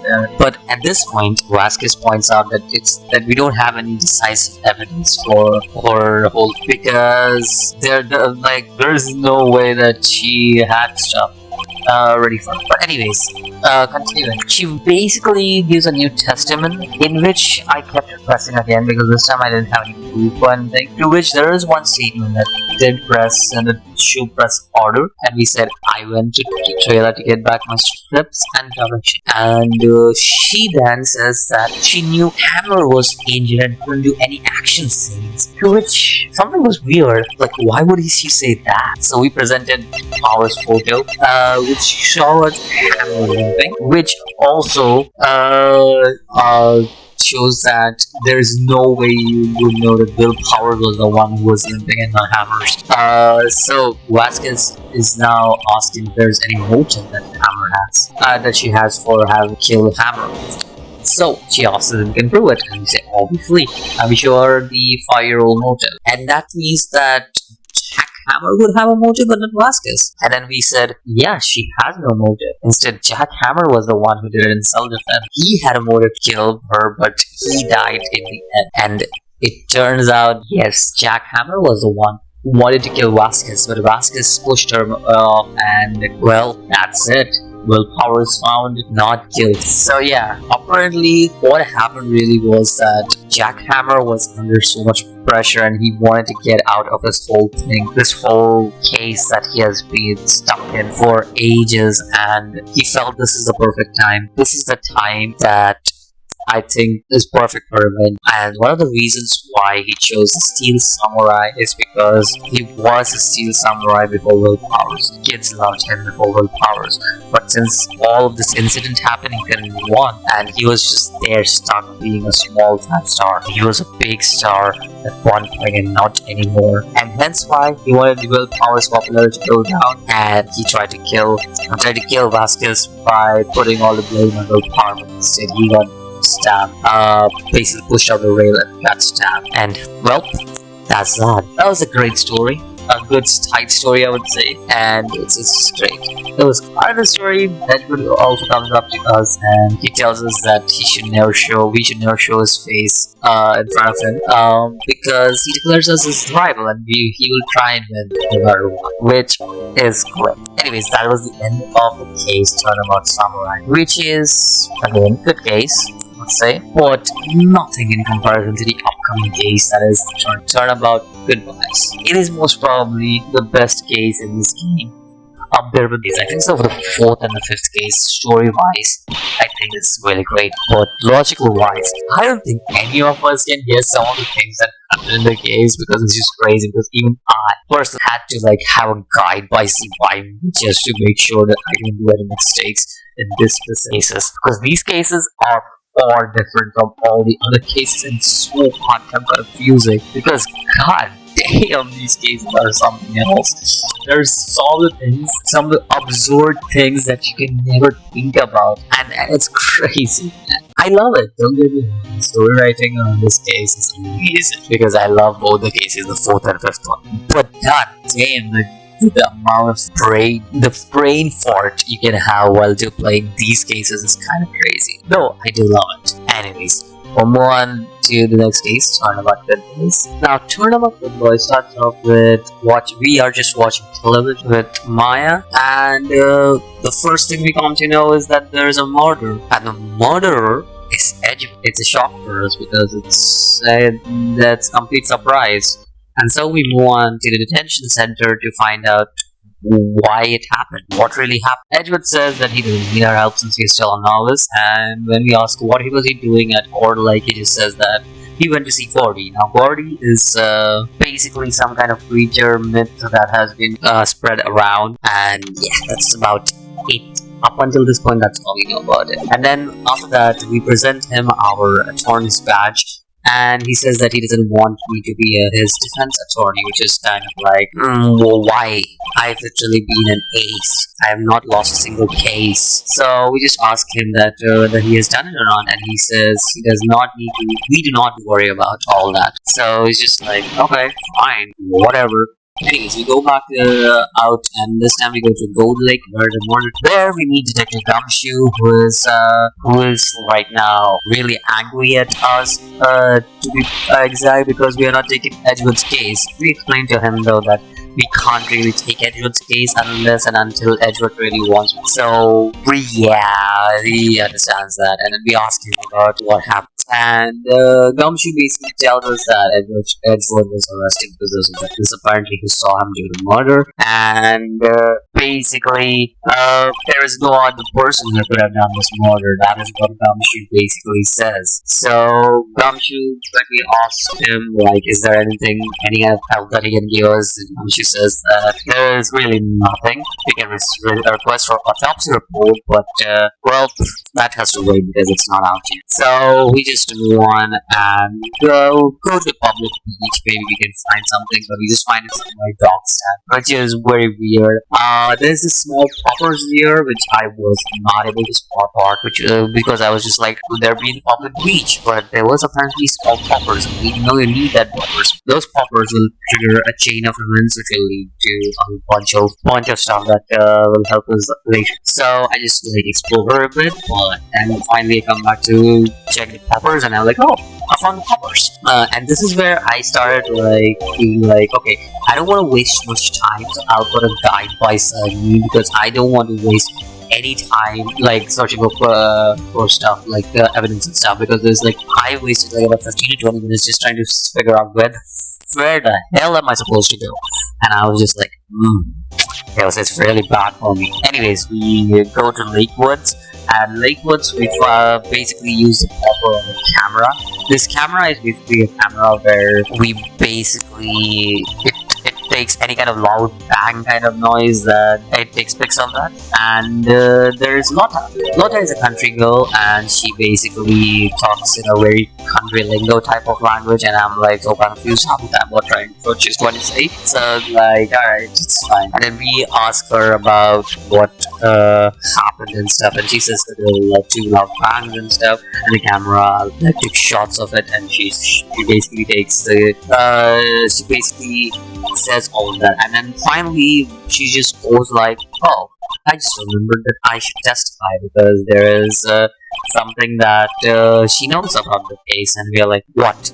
And she doesn't tell us. Like, what? We are an attorney, right? Whatever. Anyways, we finally go back to the department. Yeah, now we have a lot of places to go to, and now we're going to the department. So this department that we go to is the department that Gumption is basically police department, and we basically ask for the autopsy report, and he gives us the autopsy report. Now, there's one more thing that is necessary to see, because there's one thing that will trigger the event of a bunch of things that will lead on to the event. And that is Maya wanting to see the victim. Now, she says that she has seen this victim somewhere, and she's not sure where. I'll just give you the spoilers. This victim was a defender, basically defense attorney of Maya's mother, if I remember correctly, or not Maya's mother, but the guy who was accused years ago. And this guy was part of that case as well. So yeah, that's what we can remember from this. Anyways, with that, there isn't really anything we can do. We do get a photo though from Nota, and that is 2 people in fog, and one of them is doing her. That's all we know. She says that she could enlarge the photo. That's about it. There is nothing in such she says about the whole situation. We go back to the public beach, and this time we see Larry, who is Santa Claus for some reason. Oh hey, Christmas season is here. Christmas holidays are here. I hope you guys are enjoying it. This video will be out by New Year, I think. But yeah, winter holidays are here. Hopefully you guys are enjoying that and stuff. But yeah, anyways, if we go to the public beach again, we meet Larry, and Larry's gonna be another important character in this case. He now has a new girlfriend apparently, who has basically given him money to like get this shit started, like the samurai dog started and everything, and it's kind of crazy. But yeah, like we ask him about stuff, and then the only thing we get from him is the Gordy article, basically like a photo of Gordy and what the whole thing is. So that's all we get. So we go back to Wright and go. Maya asks for autopsy report, and now she remembers that she has seen this face in Roseberg's office again. I already gave you a spoiler, so you don't need to really know. We go to Grossman's office, and he basically says that he was part of the DL6 incident, and we are turning back to DL6 incident. This is going to be important for this case. This is the end of the DL6 incident. Yeah, this case is the end of the DL6 incident case, which took 15 years ago, which is kind of crazy. We also get Mr. Face Fatal, who was obviously part of the DL6 incident, and also Maya and Mia. So, we go to the detention center again, where we meet Edgeworth, who has no luck finding an attorney because nobody wants to fight for Edgeworth. Apparently, Edgeworth basically he has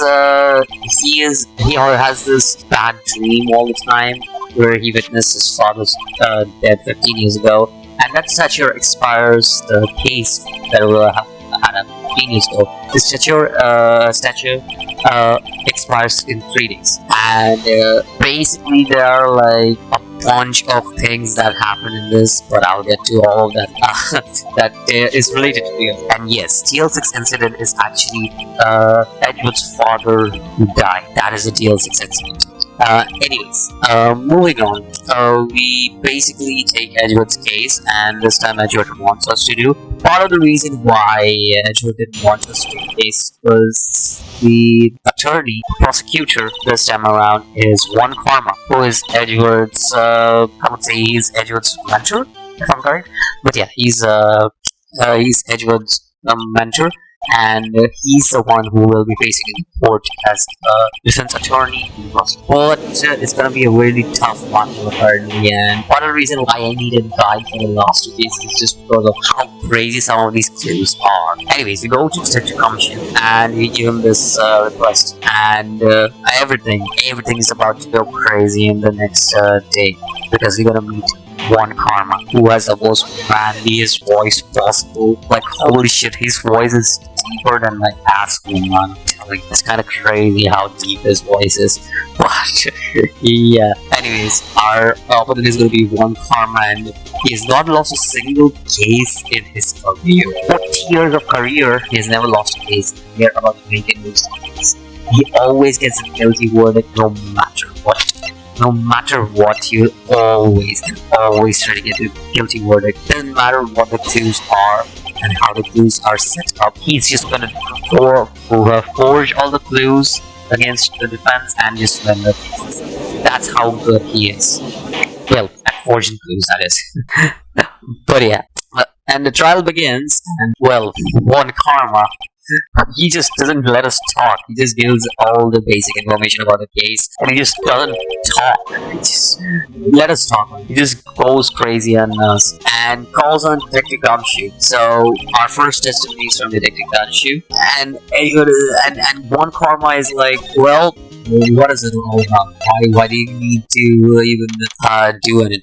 It's this whole thing is easy. And then he just says cross-examination.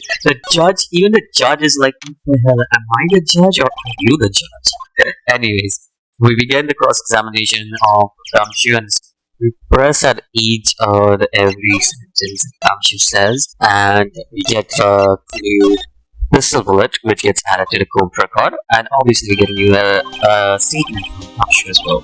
From the new statement, we get that Edward had held a pistol, and the pistol had Edward's fingerprints on it. One Karma also asked the judge to explain what ballistic marking is, and ballistic marking is basically like fingerprints for pistols or some shit like that. I don't know. But judge calls us through the recess, and there's literally nothing that we can do right now. We ask Edward what is this all about? Why does the pistol have your fingerprints? And Edward basically says he did held the pistol, but he did not shoot it. It almost seemed like the victim had committed suicide, which is crazy when you think about it, because didn't the attorney say that the victim was killed and stuff? So wouldn't it be crazy if it's a suicide? So, putting all that together, we know that One Karma is going to call one of the witnesses. Since there are two witnesses, and we know one of the witnesses is Lota. And that's what happens. He calls on Lota. Lota tells us that when she was there, she basically heard two bangs, and there were two guys on the boat. And One Karma is like, well, this is the case. And we are like, wait, what about my cross-examination? And he's like, do you even need to cross-examine? And I'm like, hey, I do need to cross-examine. And then like, what if you don't find any contradictions in there? Like, what? I think there is a contradiction. But One Karma basically says that if you fail to find a contradiction out here, he will be held contempt of court, which means he'll be breaching court laws and will be going out of the court, thrown out basically. So after that, we had to cross-examine the witness, and we start pressing every single statement that the witness says. And there's one statement that's particularly really caught my eye, and that was that she saw there was a thing that she saw on the lake on the boat, and we basically tried to get that, but it just doesn't happen. One karma stops us, and we are in, we are in a really bad shape. We can't do judging because we try to. We have contempt of court, and now everything is going bad for us because one karma stopped us from questioning the witness, and just everything is going wrong. And that's when Maya steps in. Maya says, "Tells Loka to tell the truth," and we say that's wrong. That's wrong. Well, in this case, Maya does get kicked out because she did try to go crazy in the court. Oh, and then anyways, she does go crazy in the court. Not throat. Everybody's gonna say this is a wrong type of video. But she does go crazy in the court, and one karma basically moves her out of the court. But we do say that this is something we should be keeping an eye on because there's a new statement added, and we should not get any kind of verdict just yet. And the judge agrees this time, and he does not side with one karma. And Maya is not with us in the code, but there is a new statement, and this time she says that she saw Edward as clear as day. And that's when we present the photo, lake photo, in which we have two people, which isn't clear. And Lota says that she was using binoculars, which is weird because we press her on the seat. And the reason for that was that it was weird. Why would she be wearing binoculars to catch a meteor shower? That just doesn't make any sense. So we just keep on pressing further. And she says the camera is set up to take pictures of meteor shower, and we press her on that statement, and one karma says that we are just confusing the witness, and we should let her continue. And then we just present the camera. We present the camera, and she was talking the pictures about the stars, the meteor showers and stuff, right? Then why would she be pointing the camera to the lake? And simply, we do say that yes, there is a reason why she was pointing the camera at the lake, and that was the Gordy. We showed them the Judge Gordy article, and basically, she is like, wait, what do you mean? What do you mean? Who was there for Gordy? What proof do you have? And we just show her the camera again. I mean, come on. The camera responds to loud noises, and that's the reason why she's there. And Crystal made a loud noise, due to which the camera triggered and took the pictures. And then Lota gets a new testimony going, and she doesn't change her testimony that big, but she does say that when she heard the bang, she looked straight at the lake. So she was watching the lake the whole time, like the boat the whole time, which was very weird. Like it didn't make any sense. But we do present the statement where she goes like there wasn't much to look other than the boat the whole time. We present the Gordy article, and we say that Lota wasn't looking for Gordy, but instead she was looking for wasn't looking for the boat, but instead she was looking for Gordy, and that's when she got this photo. And we asked Lota to enlarge the photo, which she did tell us that she's going to enlarge the photo, which does help me with communication, because if you see the one shooting in the camera, he is holding the gun in the left hand, but Edgeworth's right hand fingerprints are on the gun, or vice versa. I don't remember exactly how it went. That's exactly how it went. And they are like, everybody's so confused. What does this even mean? Like, how does this prove that? What does this even mean? Like, how does this thing prove in any way that the killer is someone else? Because it just doesn't make any sense. Everything is going against like what we were originally thinking, and that's when we say when one karma asks us that who could have been the one to really kill the victim. And we basically say it was himself, and then one karma objects, and one karma shows us an autopsy report about the pistol firing, which was from at least 3 feet away, which kind of was like, wait, what? And then that's like something crazy that happens.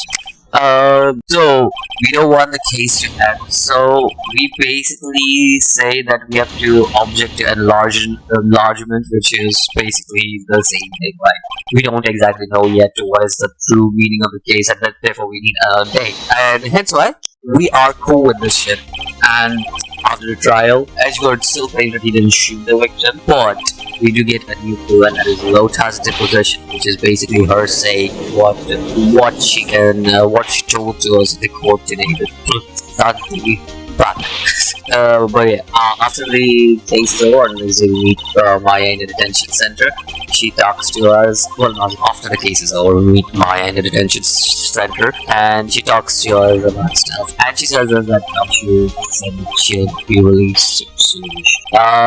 Anyways, we go up. We go to board like again, and we see Kamshu, the Lake Woods, where he is basically talking about the same stuff he did earlier, but except for the fact there's one thing that he did say that Edgeworth is paying for Maya's bills. And also, Edgeworth is afraid of court courts due to the Dual 6 incident. We don't know why yet, what is happening in the Dual 6 incident, but we will be investigating further on that. We move on to the lake entrance where we talk to Lota, who's out there, and she says that if we can prove, Lota that 40 is not real, she'll give us a clue to moving on. And so we go to the public beach. In public beach, we do find Larry, and both of them talk about how Edgeworth was their childhood friend and everything. And there's a big samurai now there that's just standing there, which kind of like tickled my intuition. And so we don't have much to do over here. So we go to the criminal department, and there we have three choices. Kamshu is like, I'll help you with the investigation. 3 secret weapons. One is a dog, one is a fishing rod, and one is metal detector. We start out with a dog. The dog is the funniest out of them. He eats all of samurai dogs in that Larry has. Fishing rod is just Maya fishing for some reason, I don't know why. And then metal detector is the actual one that we need to use. The metal detector, we go to the rental shop with it and find a compressor, a tank, which is very useful, and it's wrapped in flag. And we just figure out who it is because it's wrapped in flags, because we have seen this flag somewhere else. That is Larry's place. We go to Larry and we present the air tag and we ask, this is yours, right? To which he will refute for a bit, but then we'll be like, what would I need it for? And then we'll be like, you infect some. And then we ask him about the tag, and that's how we come to know that Bodhi is actually Larry trying to inflate the samurai, but the samurai just flies into the sky and becomes 40, and there's a loud bang. That was the whole reason that 40 exists. And so we go to Lota and we give her this thing, the insider. We give her that thing, and we tell her Gory doesn't exist, and this was the air tag that we put in the thing, like the loud noise and everything. Because of Larry's little mistakes, we got the whole Gory bit into existence. And so she reveals some really important information, that the witness that will appear tomorrow in the court is the caretaker from the boat shop. And so we go to the caretaker's shack, which is at the boat shop, which I didn't know for a while, so I had to look at it. I was so lost. I was like, I can't go inside. What do I do? I just had to move.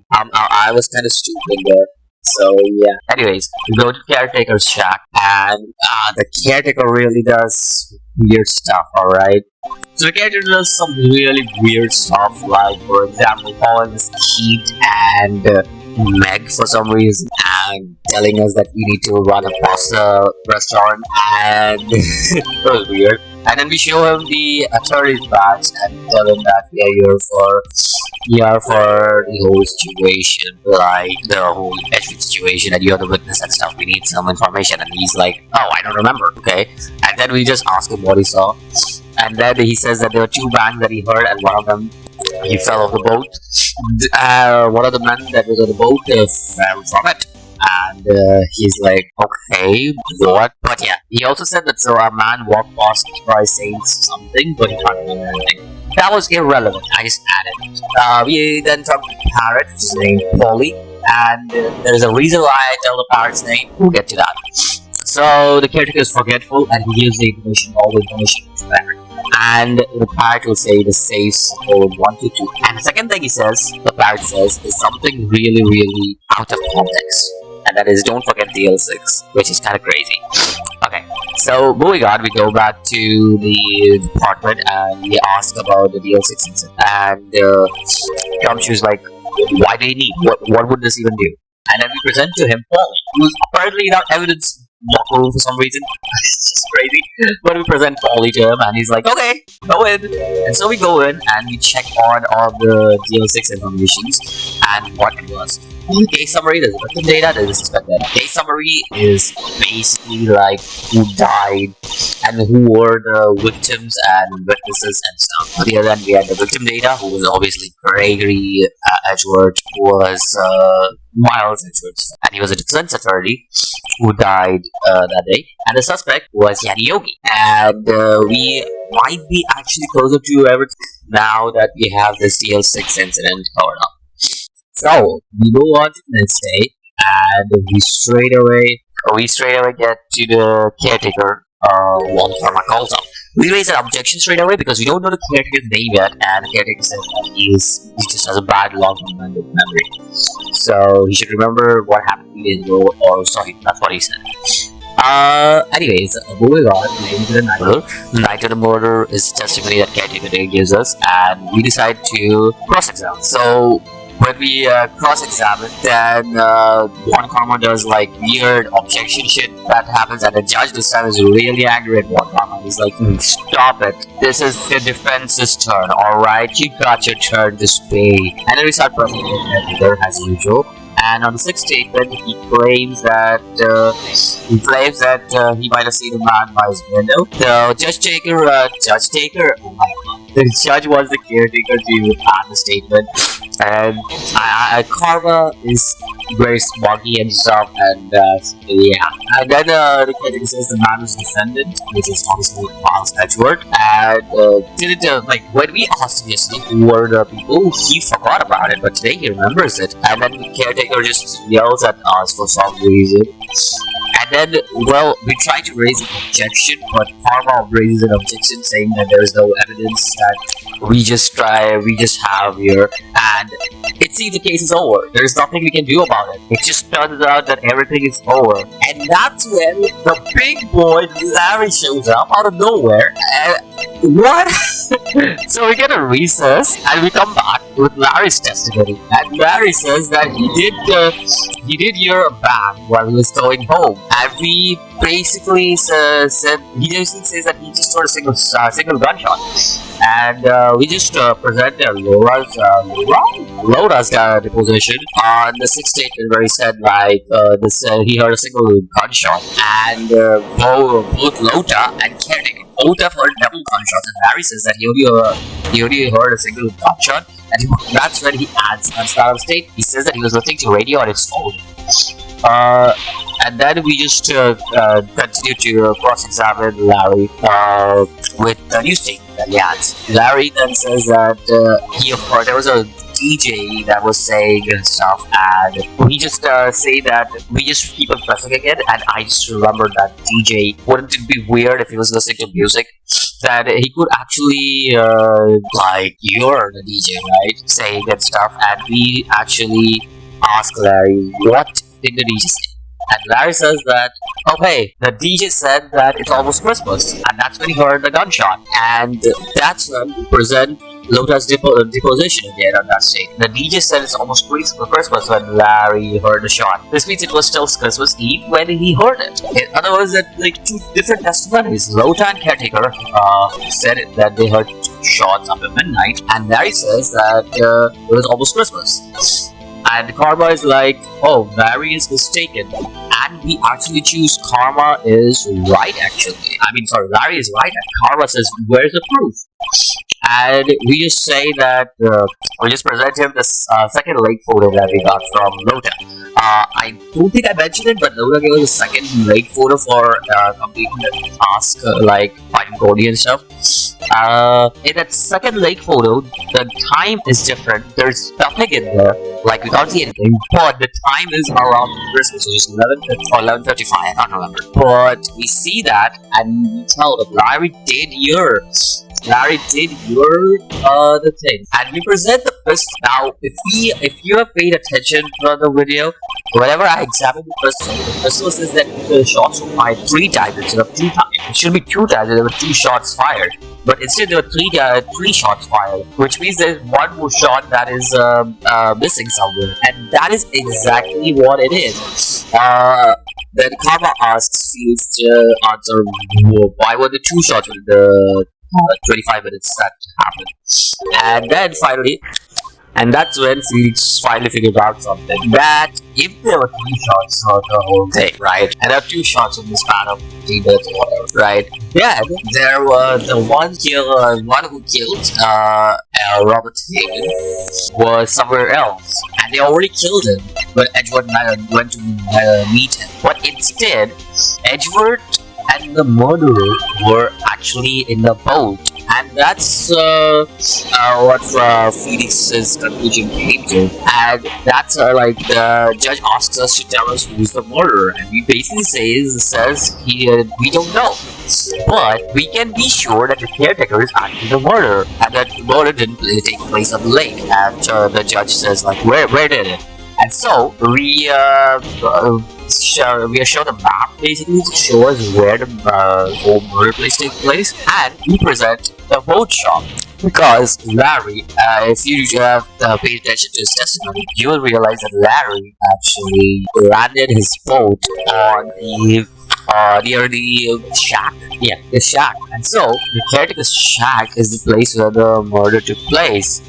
So caretaker called Hammond to his shop at 11:50 p.m. He shot Hammond as Larry was passing by. He took Hammond's boat and called Edgeworth. And when the judge asks us who shot fired, what? Who fired a shot at like 2:15 a.m. out of the boat? And the answer was quite simple: the boat shop caretaker. He shot twice, missing both the times. And Karma asks you why, but we basically answer that he needed to create a witness, obviously, and that's what happened. He created he created his himself, but he did not realize that Lota was there as well and took the shots. Lota basically stole his plan over. And then the judge calls Edgeworth to the stand, and Edgeworth said that he received a letter from Hammond saying that he needs to meet at the ready, and this brings a huge revelation in this case. And that's when the guards come, and the guards basically say that the caretaker is gone, and Karma says that the search is underway. And thanks to Larry wants the guy from the first case, Edgeworth, is saved. So that's pretty good. We move on to the next day of investigation, and this time around we start to talk about our past a little bit, and how Edgeworth and Larry actually saved Phoenix, and how they were classmates, and how he basically like is grateful to them about them basically saving him from like this bad trial that was about to go, and he was about to apologize to a guy he didn't need to apologize. Well, actually he was going to apologize to Edgeworth, but Edgeworth obviously did not like it because apparently somebody stole the money and his money, and it was all blamed on Phoenix. And we come to by the later stage that it was Larry. Allow to spoil anything like anything major, but it was fun. But then we go to the park entrance where Gumshoe really is happy with us, and then we move into the rental shop. Now within the rental shop, we remember that Polly said our number, so we use that number on the safe, and we get the letter from the safe, which basically describes everything, every single detail up to the minute little things that happened at Phoenix has been explained in court about the whole crime that took place.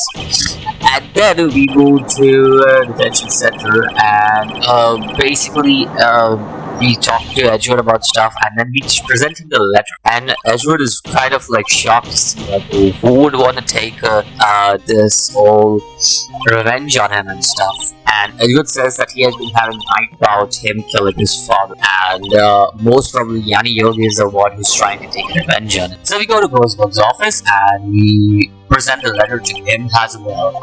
And it turns out that this is actually Von Karma's handwriting, which is completely surprising because we did not expect that. For anybody who's playing this game for the first time, I don't think anybody would expect Von Karma's handwriting to be in that letter, because obviously there's a letter, but we don't know whose letter it is, and we just like, wait, Von Karma of all people is like plotting all this stuff? Why? What happened? That's when we realized something. Von Karma took a vacation for several months after a DL6 incident, which is, again, what is happening here? This case just keeps on taking massive turns over and over again. And that's when we go to the police department record rooms again, where we found all the DL6 information, and Von Karma is there as well. And we just present letter from saying that we got to Von Karma like a stupid ass, and Karma told that he told Yogi to burn that letter. I don't know why he is still there. He's still there. And Von Karma removes a taser out of nowhere. Otherwise allowed it to bring a taser to a police station, but he brought a taser there. He chases us, he chases Maya, and just runs away with all of the DL6 information. Thankfully, Maya tackles Karma and then gets tased, due to which she finds the DL6 bullet, which will be really important in this case. So we move on to the next day, and we see that whenever somebody teaches us, there's this funny scene where we're just like, oh, please don't touch me. I'm still suffering from all that stun shit that happened. So, straight away, there's a surprise package as Von Karma is just being very calm for some reason. And he straight away calls the caretaker, and our cross-examination begins. We start pressing on every statement that the caretaker has, and straight away, the judge asks us to know who this guy is. And we answer. Yanni Yogi. And the judge and Von Karma both want proof on why, from where this guy is Yanni Yogi. We don't know anything. So we tell them that we should check the caretaker's fingerprint with Yogi's from 15 years ago. And Von Karma says he has no fingerprint because he worked at a chemical plant before running a boat rental shop. And he burned off his fingerprints, which means that we don't have proof. And now it's just like, wait, what do we do now? We don't have anything. And then all of a sudden, Karma jokes about bringing the caretaker's parrot, and he's like, wait a minute, the parrot, yes. And then we bring on the parrot, and we're just so confused. Like, I was confused, because I don't know what to ask the parrot, because there is 2 sentences, literally. Like, what? I have no idea what I needed to do. So I looked up at the guide, and he's just like, what do I do? what did I do? I was trying to figure out that, because this was like so confusing for me. Because I figured out that we could ask him about the whole DL6 incident, right? And then we asked Maya to say something that we forgot the thing that he said.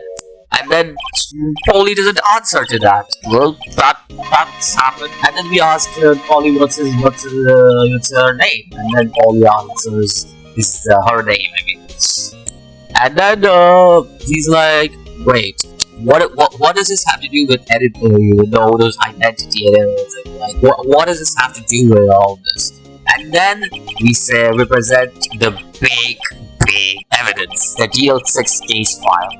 And then Von Karma is like, you're just pushing it now. Where the hell is this coming from? And then if you check the suspect data, there's a specific paragraph which says that Yanni Yogi's fiancée Polly actually committed a suicide. And we check that and we provide that information. And we say in memory of it, he has actually given Polly this guy name of this parrot. And then the next statement is, what is the safe number?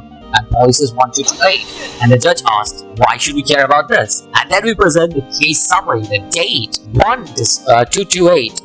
It's December December something something 8. I can't remember. But yeah, and with that, we finally have all the facts in our book.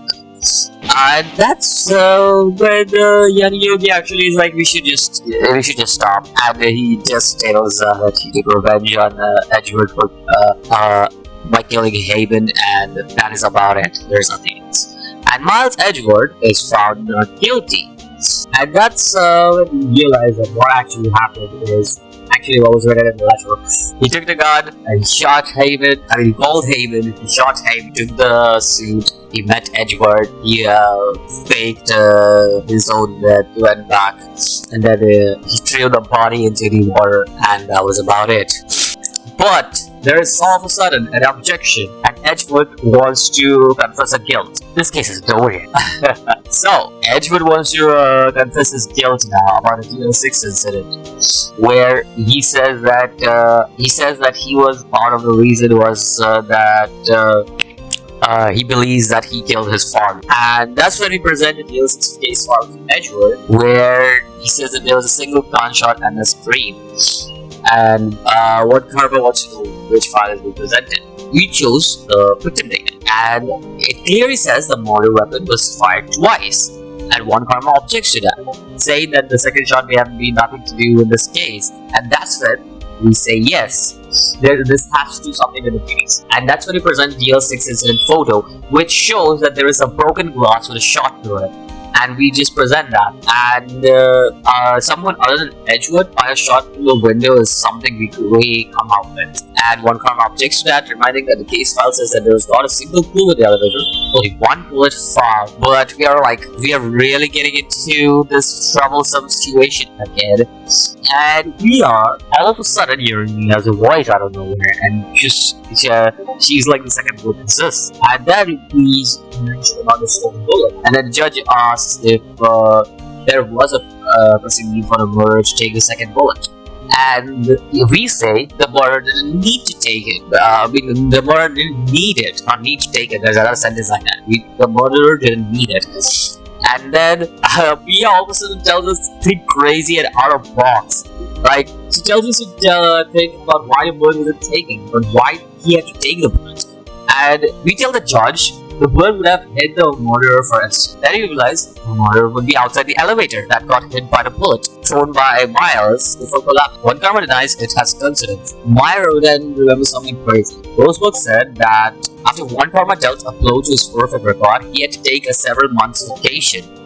Then the judge asked you for a possible date for a possible murder, and then we decided to say it's one Karma, and because he had to take a vacation to heal his wounds, and everybody is like in dismay, and they're like, "What? No way! It can't be one Karma. One Karma is a prosecutor. He's not a murderer." And that's when we decide to use the metal detector we have. We say that it is possible that there's still a bullet inside him, and we should test a metal detector on him, but one Karma obviously refuses, and the judge forces it since the statute of the patient runs out today, and the case has to be decided now. So we must find if the bullet is in his right shoulder or not, and hence why we find the bullet, and he's like, "Oh, this bullet has been long before this incident." That's when we present the DL6 bullet, which is an important evidence. And we say that if we check the ballistic markings between this bullet and the bullet inside your shoulder, I'm pretty sure it should clear out your name. And that's when one Karma screams, and Edgeworth recognizes the scream from the elevator. And that's when Edgeworth is found not guilty. And it turns out that because Edgeworth's father actually gave one Karma this bad record about this flawless victory and stuff, and he got penalized from the court. Got him penalized from the court. He basically, one Karma basically wanted revenge, and he took it. And then, Miles Edgeworth also shot him in the shoulder. That was one part of the reason as well. But yeah, This was a crazy incident that happened. It was really good with a really wholesome ending to this game. And then we see the credits roll out and everything, and we are like, wait, game isn't over? Game isn't over. We move on to episode 5, Rise from the Ashes. It's a crazy episode, this one. This one is one of the episodes that is like Phoenix Edgeworth mixed together into one. It's a great episode, trust me. It is one of the best ones I have played. But I had the guide open all the time for this episode because this episode specifically I was stuck so many times that I actually just said like just keeping my guide open for this episode because this episode just has so many things in it that I needed a guide for it. I couldn't do it all on my own. So Maya has left us obviously. Maya has gone to training in the mountains, and so we don't really have anybody to help us. And that's when a girl named Emma Sky comes in. She's a scientific investigator apparently. She's pretty young. She's like 16. What? But she reminds she's like we're like searching for Mia, okay? And she's like she needs somebody to defend her sister. And Ella's like, wait, Phoenix is like, wait, what? I'm not taking any cases, sorry. And Mia is not here anymore. And just like Emma just like is like, wait, please take the case and everything. And she knows that her sister hasn't killed her already. And Phoenix kind of sees Maya in Emma, so he just is like, fine, I'll take this case. I'll at least hear what her sister has to say. And that's when we got to know her sister is actually the chief prosecutor. Yeah, we went from defending our best friend to defending a chief prosecutor in like a time of 5 episodes. We have 4 cases so far, and now we are in the 5th case, and we're already defending the chief prosecutor for some reason. And she's just acting cool. She's not giving us any information. She's like, "Oh, I have done it. That's basically it." This case is kind of like a really on the darker side in comparison to the other cases, and it also has much different animation and everything. Like even like the start animation where we actually see the murder happen is like so much brighter and so much better than all the other ones that we have seen so far. And another thing about this whole incident, this whole case, is that we get new functions in this case. One of the new functions is viewing the evidence, and we straight away view the evidence. We view some of the evidence that the police have already gotten. For example, when we go to the car, we actually get the ID of the person who has been killed. That is Detective Goodman. He's a detective, and we check on that, and we see that there is a name of the victim and everything there. So that's when we meet somebody else. That is Angel Star, and she's sort of a pop-up queen, and she's the major witness. And she says that she claims to have seen Lana actually stab the witness, and that's about all the information we get, except for what cowboy who just appeared out of nowhere. But that's anyways, we move to the High Prosecutor's office. We are going to Edward's office where basically we just talk to him, and now he's taking all the responsibility since Lana is in jail for some moment. And so we talk about Lana for a bit, and he says that he met her 2 years ago on a case, and she took him under her wing, and he's disappointed that it appears she now would try and frame him for murder since Edward's knife was inside the killer's thingy. Yes, there we go. And we also get another thing that is the King of Prosecutors trophy, and we take that as well for some reason. Again, these evidence just randomly come in there, and then we present it to Edward, where Edward basically says that this is a King of Prosecutors trophy, and like it has like a broken shield on it with a large gate, and well, that's all we get for now. Anyways, we go out of there, and he shows us the parking stop. I don't know why, because like there is like no reason to have this, honestly, because he does show that Edward got back to the office at 5:12 p.m., but that's about it. Like, he has nothing to do with the murder. That's all there is to it. And well, there's one more important part, that is Mike Meekins, this officer that is very weirdly skinny and skittish, comes out and just because Edgewood is like, no, just get out of here, even though he wanted to show something to him. Oh well. But yeah, the parking stuff is useless. I don't even know if I should talk about it. Anyways, let's keep on moving. We go to the police department this time, where Emma will note that it took 30 minutes to get from prosecutor's office to police department with little traffic. So here we'll see the dancing machine called the Blue Thatcher, and you can see someone else dancing with it, and that's Detective Gumshoe. And Detective Gumshoe basically tells us about the case, and she claims to have summoned the deputy prosecutor's office and killed him when he got there. That's about it. There isn't much. But we examine the Blue Voucher. Gumshoe says that she designed it and Gumshoe built it himself. It's battery powered and there's no switch, so the sensible battery dies out. So we put in we get that thing into our evidence as well. And apparently Gumshoe drops this idea a lot. And Gumshoe realizes that Goodman is in fact the victim in this case. And then we talk about Goodman to him, and Gumshoe says he was a really good detective. And we present him the prosecutor's trophy, and Gumshoe is very proud of Edgewood when he received it.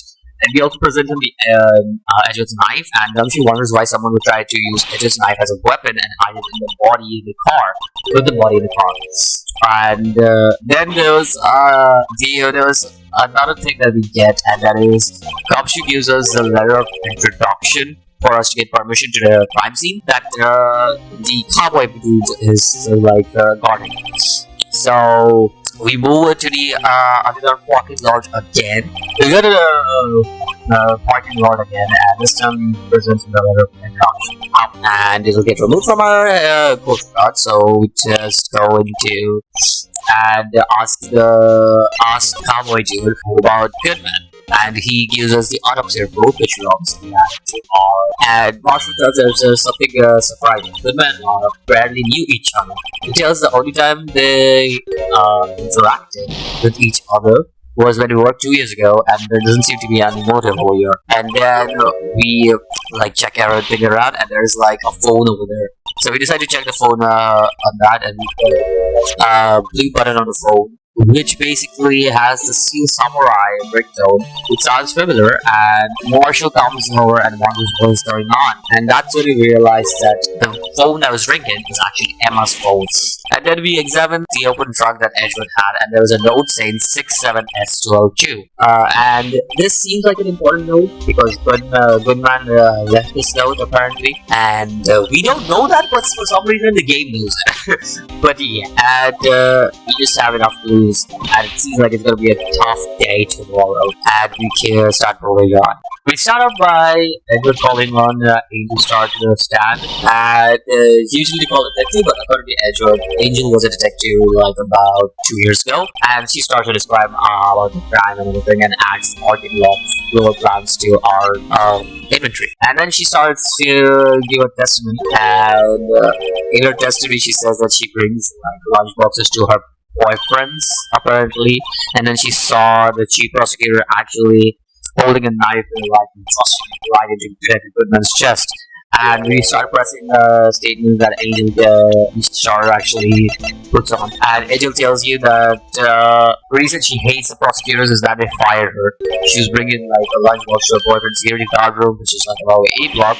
We overlook in the whole lot from its glass front window. Now we press another statement, and because she was a visitor, this statement, when there was the wire fence, through a wire fence, she saw chief prosecutor standing to garnish car. Well, when you press that statement, she basically says because she was a visitor, she had to park in B block, which is where she witnessed the crime from 30 feet away. So Angel presents a photo taken at the moment of the crime, showing that the person is actually Lana who did it, and we get the crime photo. So we present the crime photo in the fifth statement, where she is basically saying that the sixth statement, where she's basically saying that she thrust the knife into Detective Goodman's chest, and we talk about how there isn't a knife that she's holding.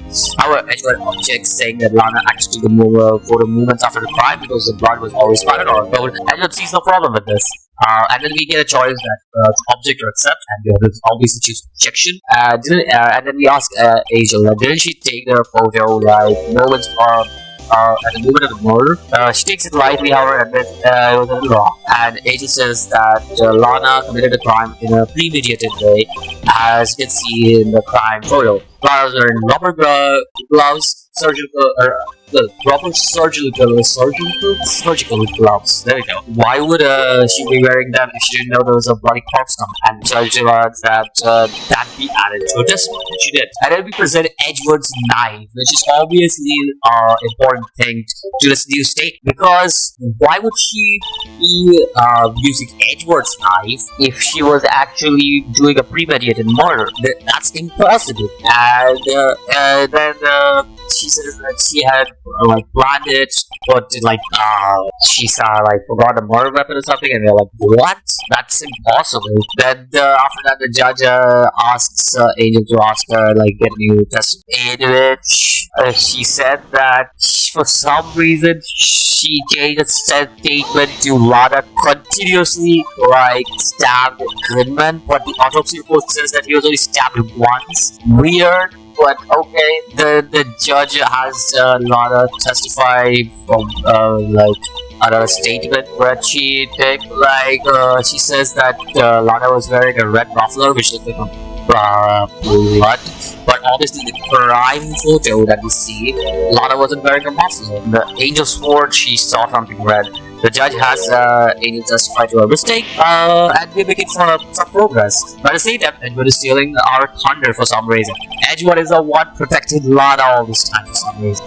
Anyways, we get a new statement as Angel and Lana were struggling. Lana knocked out an oil drum, and that's something that she points out. So we press on the statement that is, she quickly caught her, explained her rights to her, and arrested her on the spot. And Angel says she was 20 feet away from Lana before she was arrested. And we press her further, and Angel already claimed that she witnessed a murder from B block. There was a chain-link fence separating two parking blocks. Angel says that she climbed over 9 foot to get to Lana.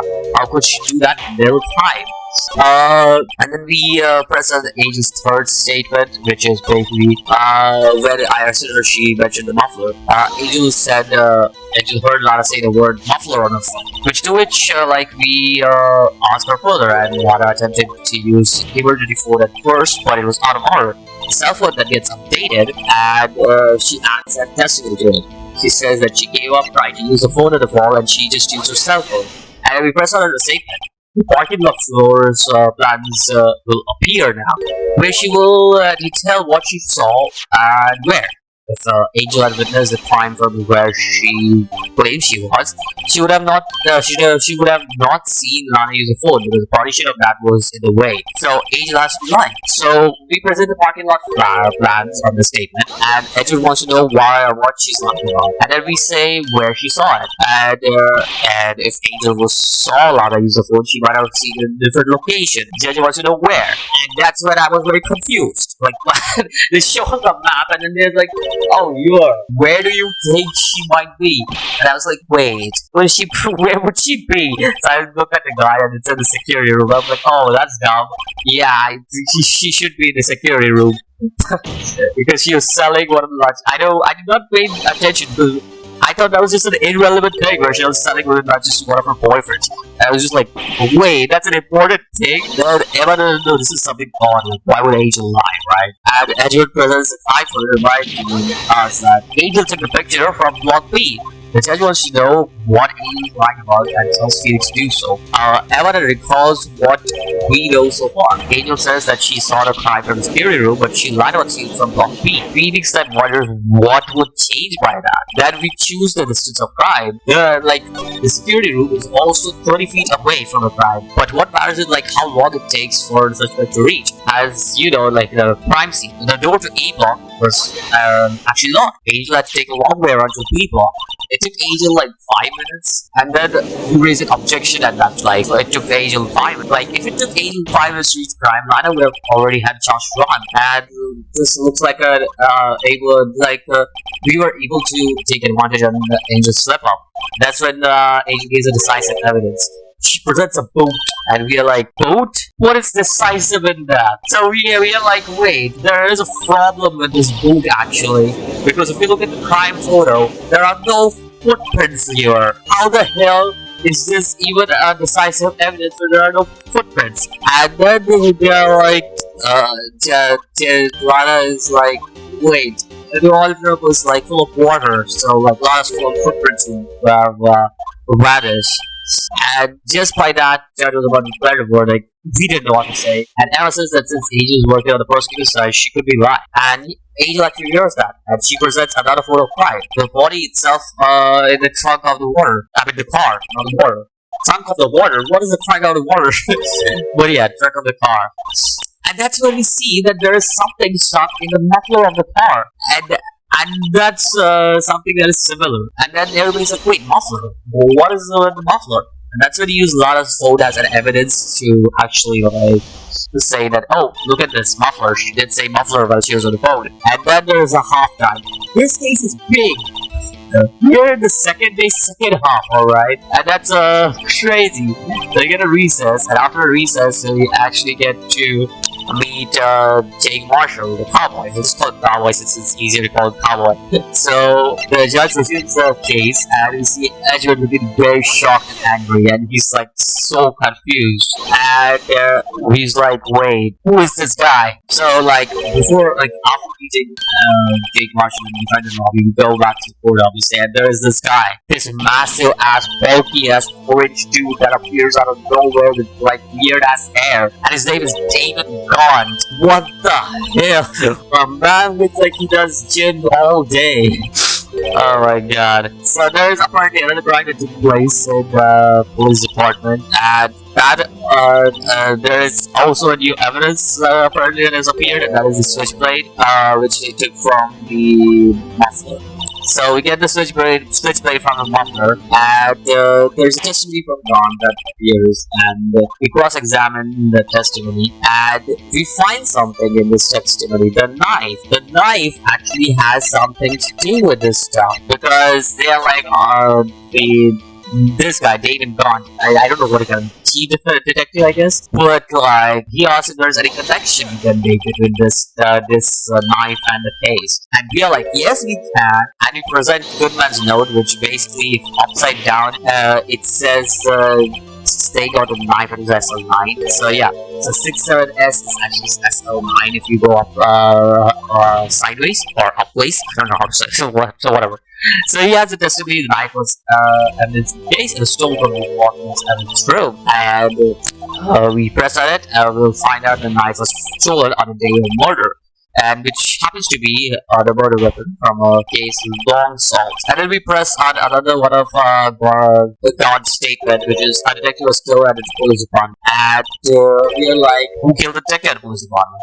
Don says that they are arrested as suspect now. Gant allows you to ask another question, and we have a choice. One last question. And we said, where was the fucking pawn? Don says he can't tell you, but just tell us that the murder took place in the evidence room. That's where he said that the whole broken knife was stolen from. And then we press on another one of the statement that Grant has for us, and that is the time of the crime is the same, 5:15. And so, like, we say that they are also connected by the evidence room, right? Like, this case is already connected by the evidence room, and Grant says he'll give more information unofficially. And then he adds a statement, I'll cooperate, but I can't reveal the name of the victim of the crime. That's when you ask him for the ID. And we are like, okay, so we ask him for the ID, we then get the ID, which is like 58 something.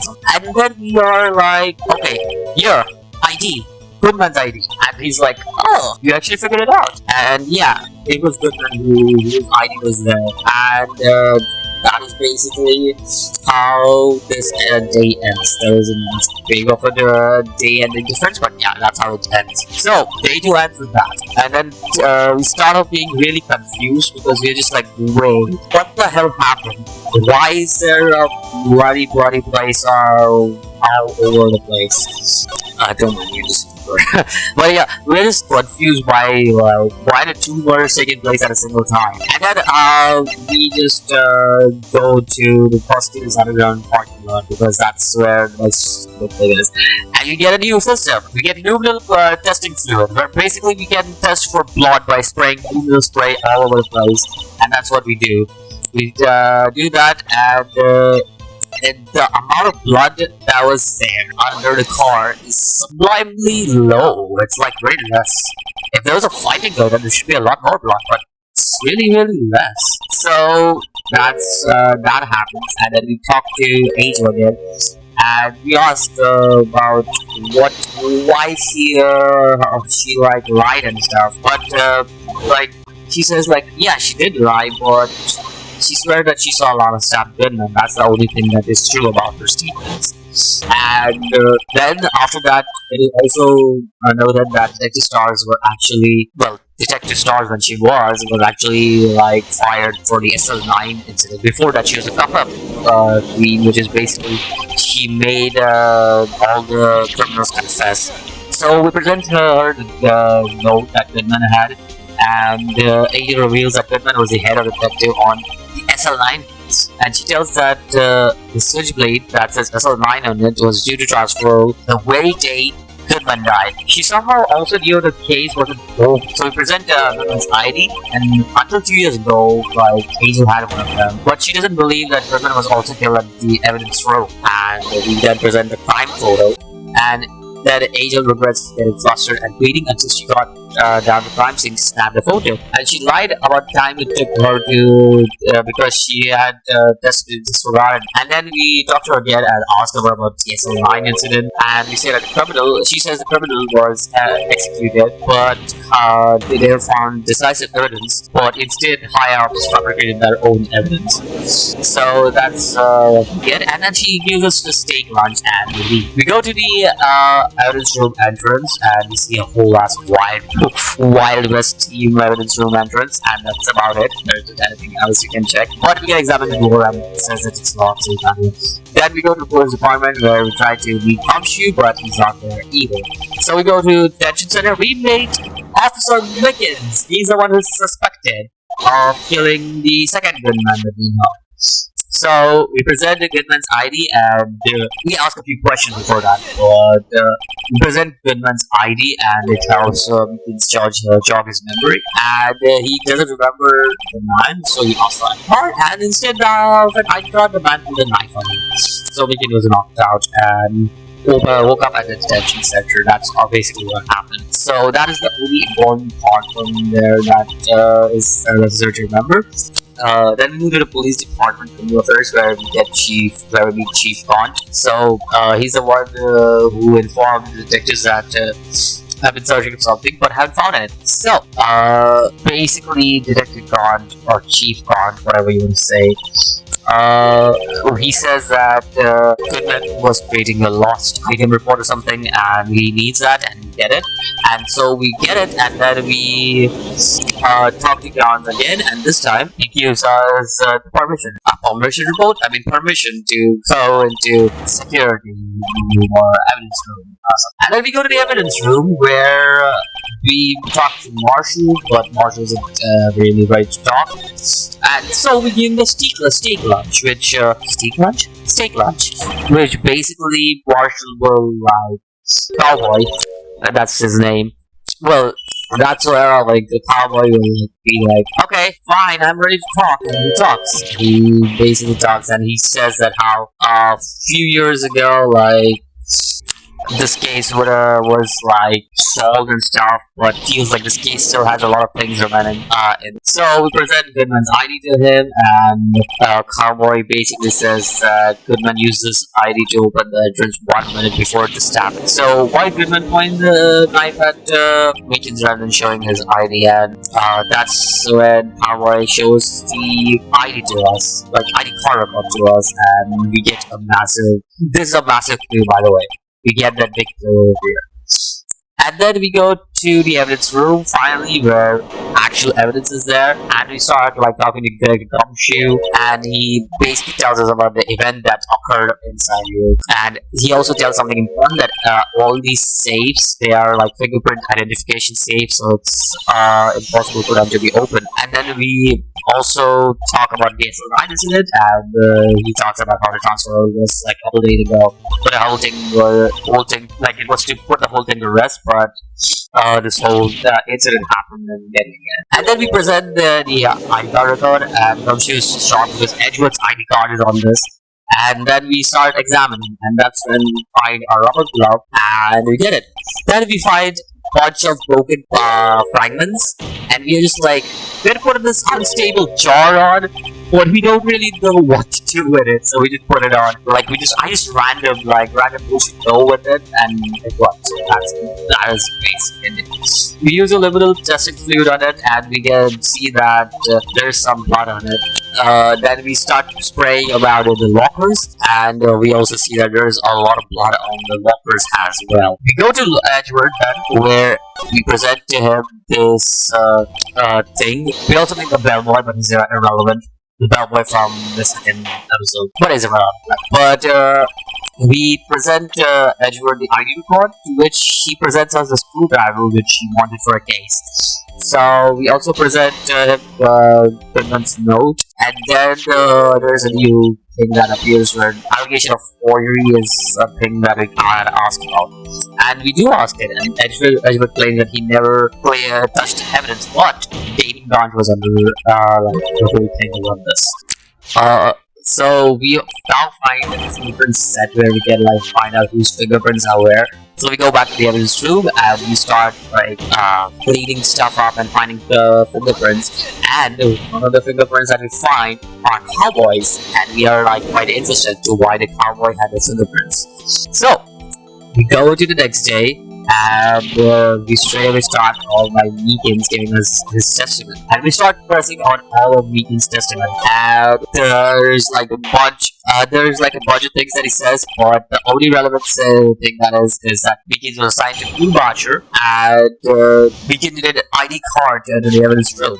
So he reveals his ID card number, and we obviously see that on the ID card record, which in this Meekin's number. So if you look carefully, number that was used twice in 35 minutes was Goodman's. The first was to for looking Marcher to the evidence room, and the second time was to get back. Because during the second trip that he spotted a suspicious man, the ID record gets updated, and I said Goodman. I meant to say Meekins. Meekins is the one who used the ID card 2 times. So now we get a security view. So the security video basically shows us Goodman walking, Goodman opening a locker, and Meekin sitting up to Goodman, and then they have a fight, and that's this weird left right view that keeps going. So we talk about the mystery man that Meekin's encounter, and we press on this statement where it must be him. No one else could have unlocked it. And Edward asks us if there is a problem with the videotape, and then we say there is a problem with the videotape. And then we present the rubber glove that was hanging on to the locker room. There was this one rubber glove that was hanging on the locker room, where we just see if you go to the right, you can see that. And then Meekin testifies again, and this time we present Goodman's ID actually, because Meekin says that to enter the evidence room, one must have his ID. So we present Goodman's ID, and Goodman had lots of things important to say on that day, and this is ID. So now when we found the ID in locked parking lot. So Phoenix presents the case that the man that Meekin's encountered was not Goodman, but rather the man who stole Goodman's ID. So as it comes to conclusion, if the man on the security video is fake, then the murder in the evidence room is also fake. If murder didn't occur at police department, then that means that the murder that must have happened in the parking lot. That makes a lot of sense. Suspect again. We object to that. While the camera doesn't show the murder, it still is related to the case. So it's time to call someone who is related to the case, and that is Cowboy Boy. So the judge gives us 30 minutes to call him, and we go into the second part of this trial.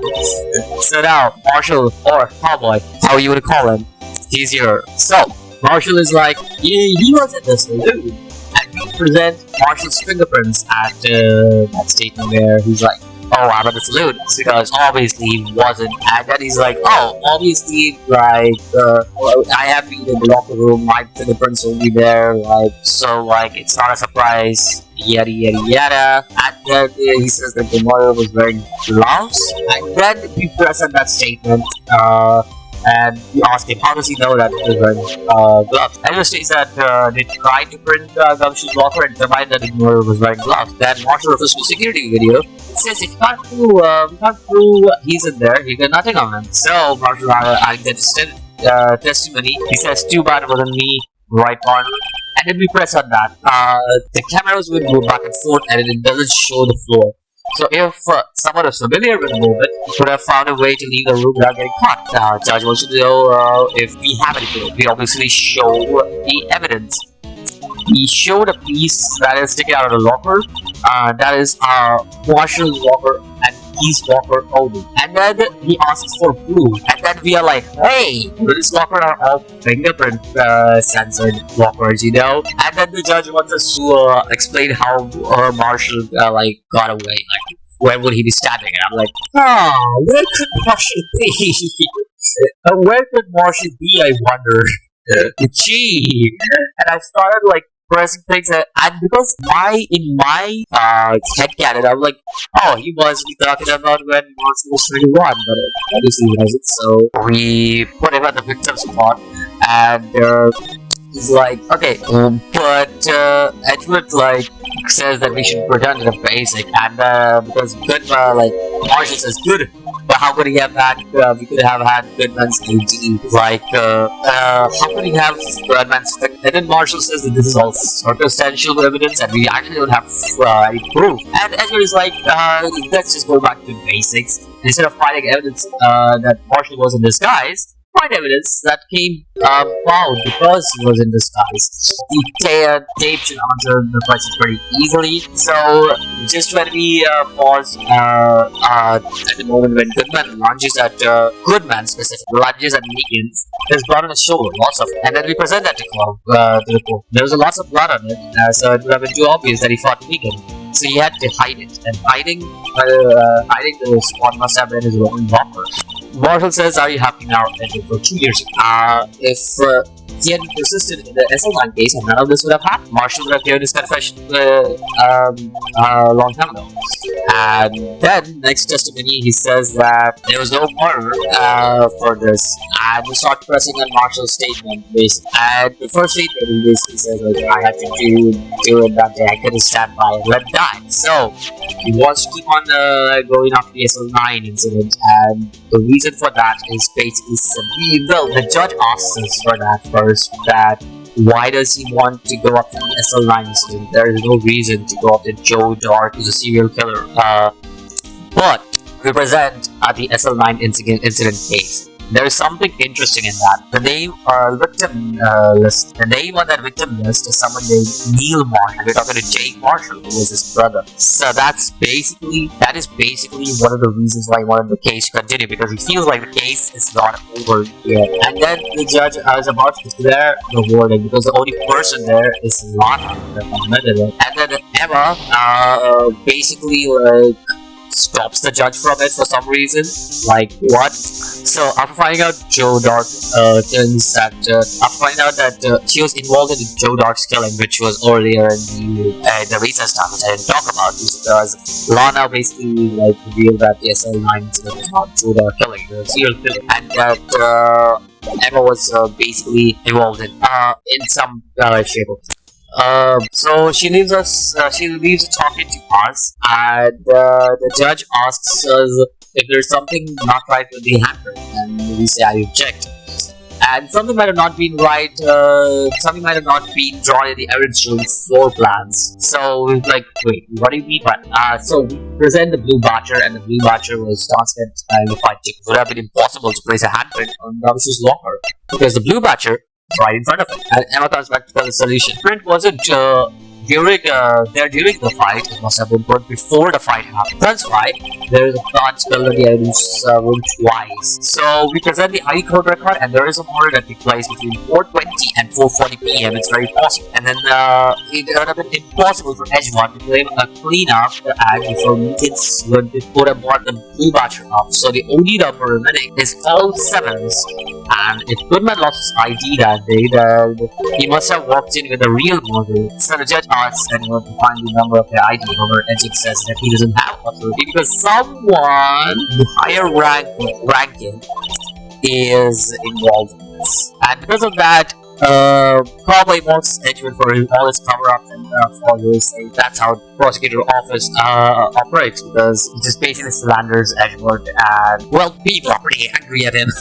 It is. We come back to our office and we're just like, what happened to all this stuff? And then we ask Emma about this whole incident, and Emma says like there's this image of Neil trying to help her from dark, and she was the reason that Neil died.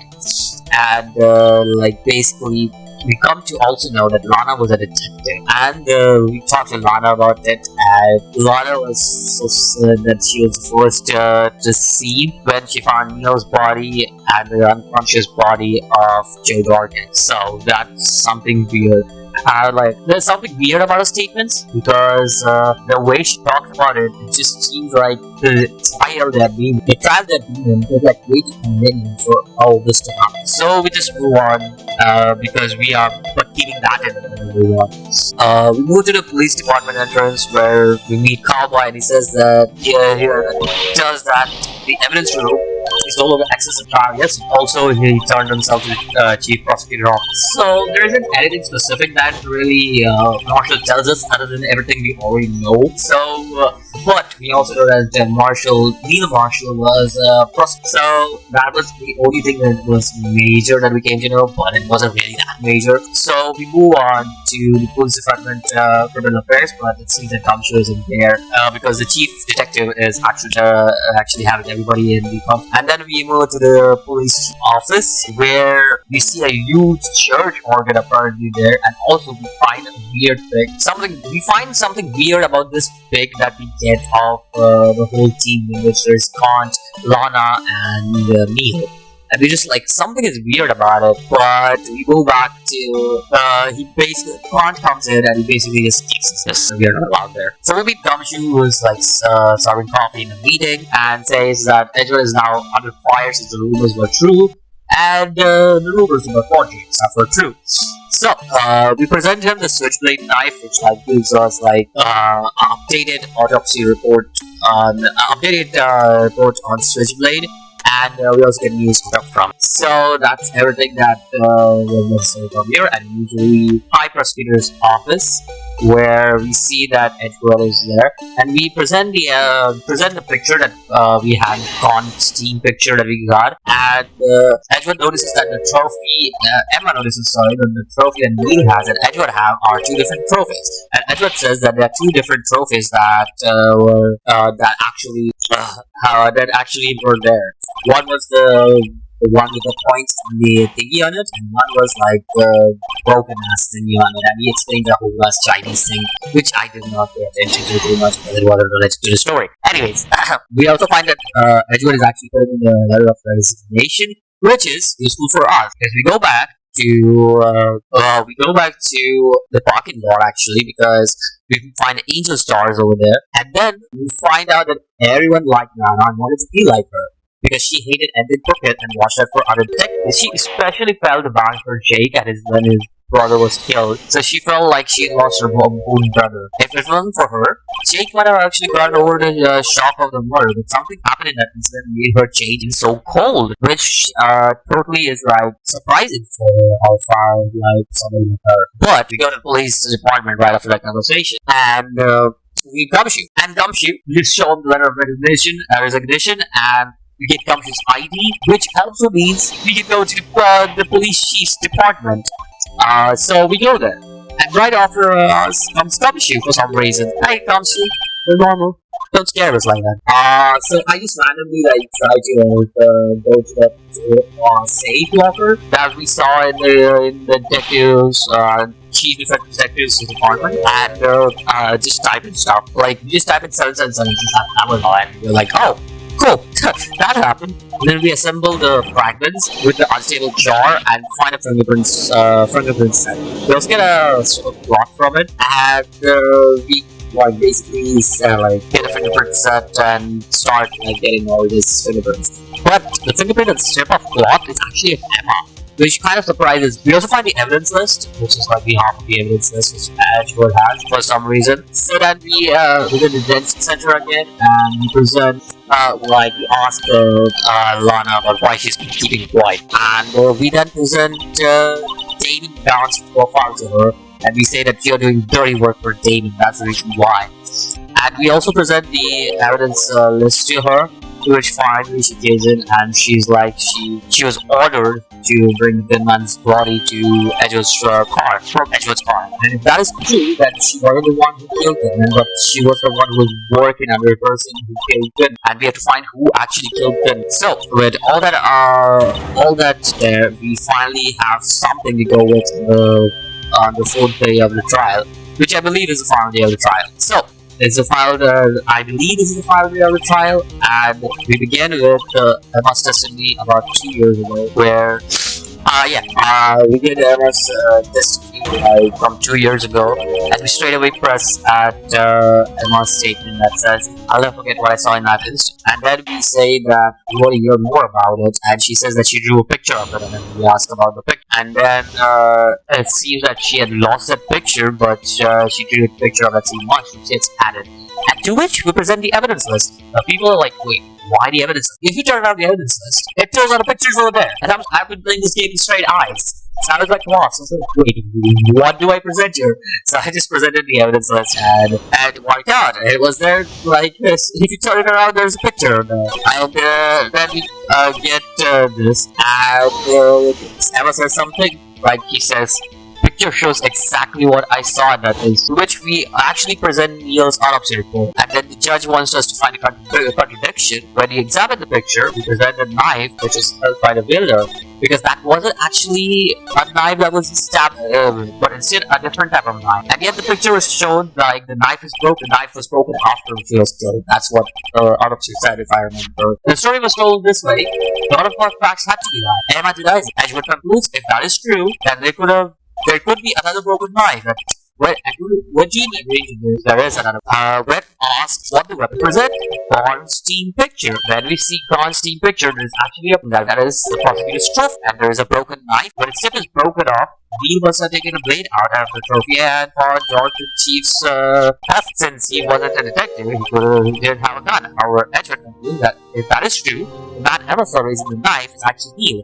But Neil was the one who died, not Dorn. Before we continue, Emma stops us. She says that she remembers what happened. She falls right at the other half of the picture, the side of the back. And so it's weird because when we talk about Blue Badger is it just doesn't make any sense that she talks about Blue Badger, because it is too like it was made a long time ago, right? Like not a long time ago, just recently, 1 or 2 years. So this was another case. What the hell looks like a Blue Badger? And then I looked up, and there was a jar. Yeah, how do I even make this?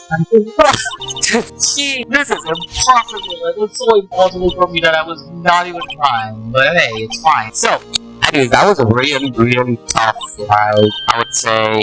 It was one of the tougher ones to actually go through. But hey, so we get that. And Edward sees our point, but it just doesn't change the case here. So, the tragic truth about this whole situation is that Emma is the one who actually murdered Neil. Because if you put the unstable chart together, the name Emma coordinates with each other. And, well, we have the name, so we have to present it. As a defense attorney, we are defending someone. However, we have one of our loved ones to be murdered. Someone takes a stance and reminds Edward about 2 years ago. He said that innocent man, and to do that, he had to forge evidence, which leads the crowd into an uproar, and the judge calls a recess. Holy shit. Like, this case gets crazier every minute, like, literally crazy. So, as we apologize for Edward in the recess about what happened, she comes in, and he's like, have this evidence law, this will help you, and this is gonna get crazy from here onwards. So now, Gaunt is in the stand, alright? Gaunt has arrived, and he says that, like, there is one thing that he's clearly lying about, and he says that he has nothing to do with the forgery. To which we present the unstable chart that we have, because we found it in Gaunt's office, but the judge has Gaunt testified to prove this point. Now, Gaunt, he retestifies his whole thing. At this time, he again lies by saying that rearranging the crime scene wouldn't help him out anyway, so we press him at that statement. Because he probably rearranged the crime to get his chief of police position. However, Gaunt tells you that even if he didn't, you're still going to get a position anyway, so he probably get to help someone. Gaunt denies it, saying he only helps himself. The judge has Gaunt and that statement to his testimony. So he says, I wouldn't be anyone's accomplice if there was nothing in it for me. And he presents that statement. There was nothing in it for me. And God didn't care for about Emma at all. And Edward backs up the claim that he only looks out for himself. Something else was going on here. When asked if God could help someone out, why did we choose Lana Sky? If he appointed Lana chief prosecutor, he must have done it for his own profit, right? He had Lana transferred to the chief prosecutor's office, and basically she was her puppet, which the judge was really amused upon. He replies like, oh, wait, what? Lana is his puppet? So it's just funny. But the judge wants us to show evidence that Chief Grant is a murderer. And we present the ID card report, and the last alphabetic card number of the list is Chief Grant's number. And we say that because we have been to Chief Grant's safe in the office. So this proves that he was there in the evidence room, and Grant admits that he was in the evidence room, but as he's allowed to go anywhere, this is immaterial. So, we claim he met Goodman, but the judge wants to see more proof. So we say that we have Goodman's report, that lost item report, in which we obviously know that Goodman's ID was not with him that day. Somebody stole the ID from him. So Goodman and the murderer must have used the last one left, which was God's ID. Furthermore, if God had just lent the card to Goodman, it would have been found on the body. You have gone to other ropes now, but he still says that he never left the office. And how would he even find how would he even get to the prosecutor's office if he never left his office? So the judge wants us to show how he was managed to move the body, and then we show the screwdriver that Edward gives us. It was useful. So 100-day crime, Don actually told Edward to take the screwdriver from the prosecutor's office, if you remember, and that screwdriver actually helped us. So Edward did, and Don moved the body into Edward's trap. So Don decides to take a break as he's the chief of the police, and Don has the full authority to refuse to testify. So he can leave the courthouse unless we have concrete proof that he killed Goodman. So I have no proof, so I just have to leave it. So before the judge can continue, he wants us to give us one last chance to call up a witness. So we call Lana Scott. So we continue on with our trial after a recess. Like, holy shit, this trial goes on forever. Literally forever. And then we begin with Lana's testimony, where she talks about fabrication and how she's the only one who did it. So we press on Lana's statement that when I found the prosecutor Marshall's body, I rearranged the crime scene, which is not what we think, because obviously she saw the knife from prosecutor's trophy inside Neil's body, but didn't die from accidentally stumbling into the suit of armor. Lana stands by her statement that Dark killed Neil, but if that's true, then what happened to Dark's knife? Lana says it was lying on the ground. The judge asks Lana to put it in the statement, and she does. She says that I broke off the tip of Dark's knife, planted it inside the wound, then moved the body. And then we press the statement, and we give her a choice. So we ask her, why did you move the body? And she adds another statement to it. She says the piece of the jar that shattered during the event threatened her plan. But what could it have threatened? There is nothing really to threaten, and yet it was broken in the struggle. Then the judge asked Lana to testify on our claim that we made. So, again, in her second testimony that she said, she says that the fragments were lost, so she was sure that she got them all. But we present the unstable jar to that statement. There was still one piece that Lana didn't write off, and that piece was found in Don's locker. Lana hears this. She's not just as you hope. She just testified carrying every piece. That means Don's piece was collected before Lana got there. If that is true, God was actually the first person to get there. So what was God doing? That was a big question. So once again, Lana actually confesses, but Lana actually tells about the crime scene again. So Lana told that she saw Neil on the armor, and that was inside her evidence. Check that. And there is actually proof on that, because we find the dead body of Neil in that. So you're pulled it from God out of nowhere, and he's like, aha, like Edward says, Edward tells God that he already qualified his charge to make further statements, and God says he doesn't have to, as he claims that evidence of the real murders actually right with us. I didn't know we didn't have to show the evidence there, so I showed the evidence, and it was a game over. This was some bullshit. So after getting back to this point, I decided I cannot show the evidence. So when the court realized that God hid the evidence in his safe, God decided to come clean. He was at a scene for Lana and saw the opportunity to take control of Lana. He knew she would come to him for aid, so he helped her conceal her sister's involvement after hiding two pieces of evidence on the scene. He put the evidence in his safe as insurance, in case something in his plan went horribly down the little road.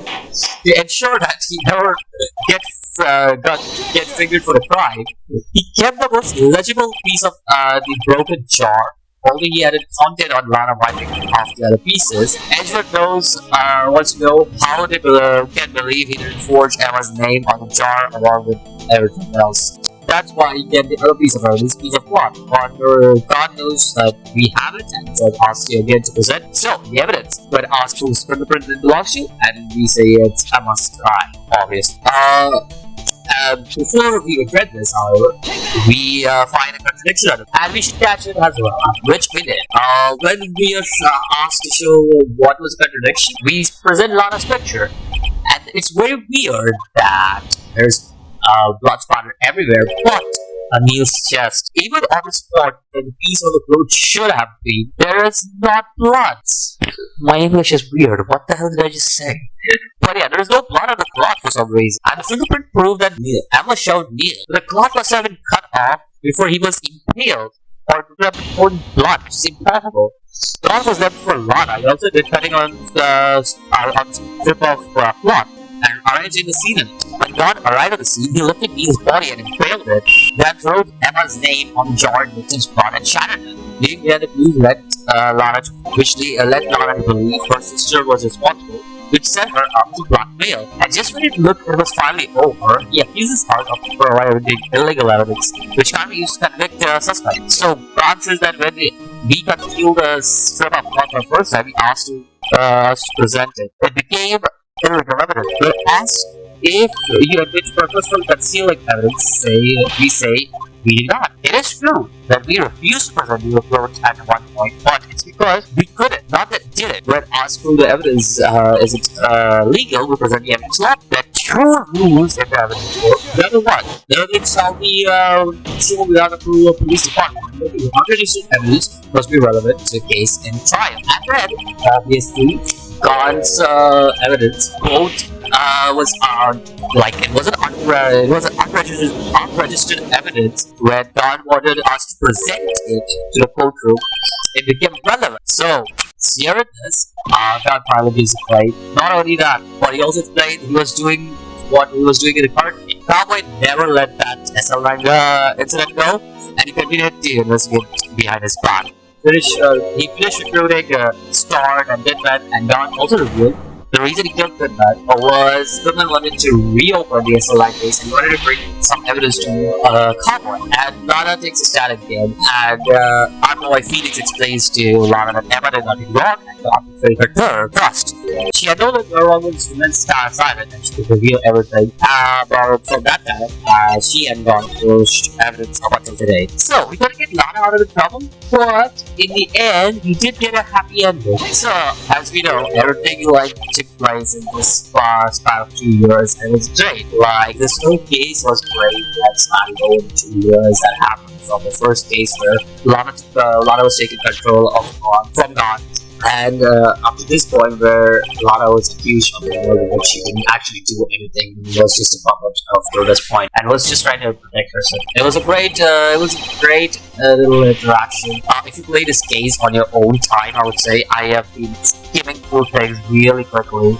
for all the cases, but this will take about, I would say, 6 to 7 hours for you guys to play, and you guys will have fun playing all the cases that are available to you guys. And you guys should definitely play all these cases that occur at the end of the game with a really heartwarming scene between Lana and Margie in this beautiful art, and I definitely think this is one of the best scenes in the game on itself. It is a great game, it was a great journey in general, and with the ending, Emma is actually going foreign to study scientific forensic, to be a scientific investigator and stuff. In general, I think the Phoenix Wright, when I first played the Ace Attorney game, I haven't played the other game in general, but I did play Ace Attorney at least 2 or 3 times before I again played now. And I really enjoyed playing Ace Attorney when I was a kid. It was something that was always close to my heart, partly because the first, not because of the first chapter, which was like very funny and like light-hearted comparison to that. We had these other chapters in the 2nd, 4th, and 5th chapter, I think so, in my opinion, which were great for me to enjoy. This is a long video, I know, but I think this was worth it all, and it was definitely a lot of work in general for me to do, but I am happy to get this video out. Even if I can get some of these videos out once or twice a month, I think so I will be pretty happy with my job that I'm doing right now on YouTube. I think I will be pretty happy to just give you guys all this content in general. We did complete the Ace Attorney game. We also have Trial and Tribulation and Justice for All. Those are the 3 games that we have in general for PC version. So we have all the files you got. We also have a few more Phoenix Wright games, or Ace Attorney series games, I should say. We did pretty good but part of the reason was because I remembered a lot of stuff because I played this game a bunch of times, and it helped me remember all this stuff that happened this year.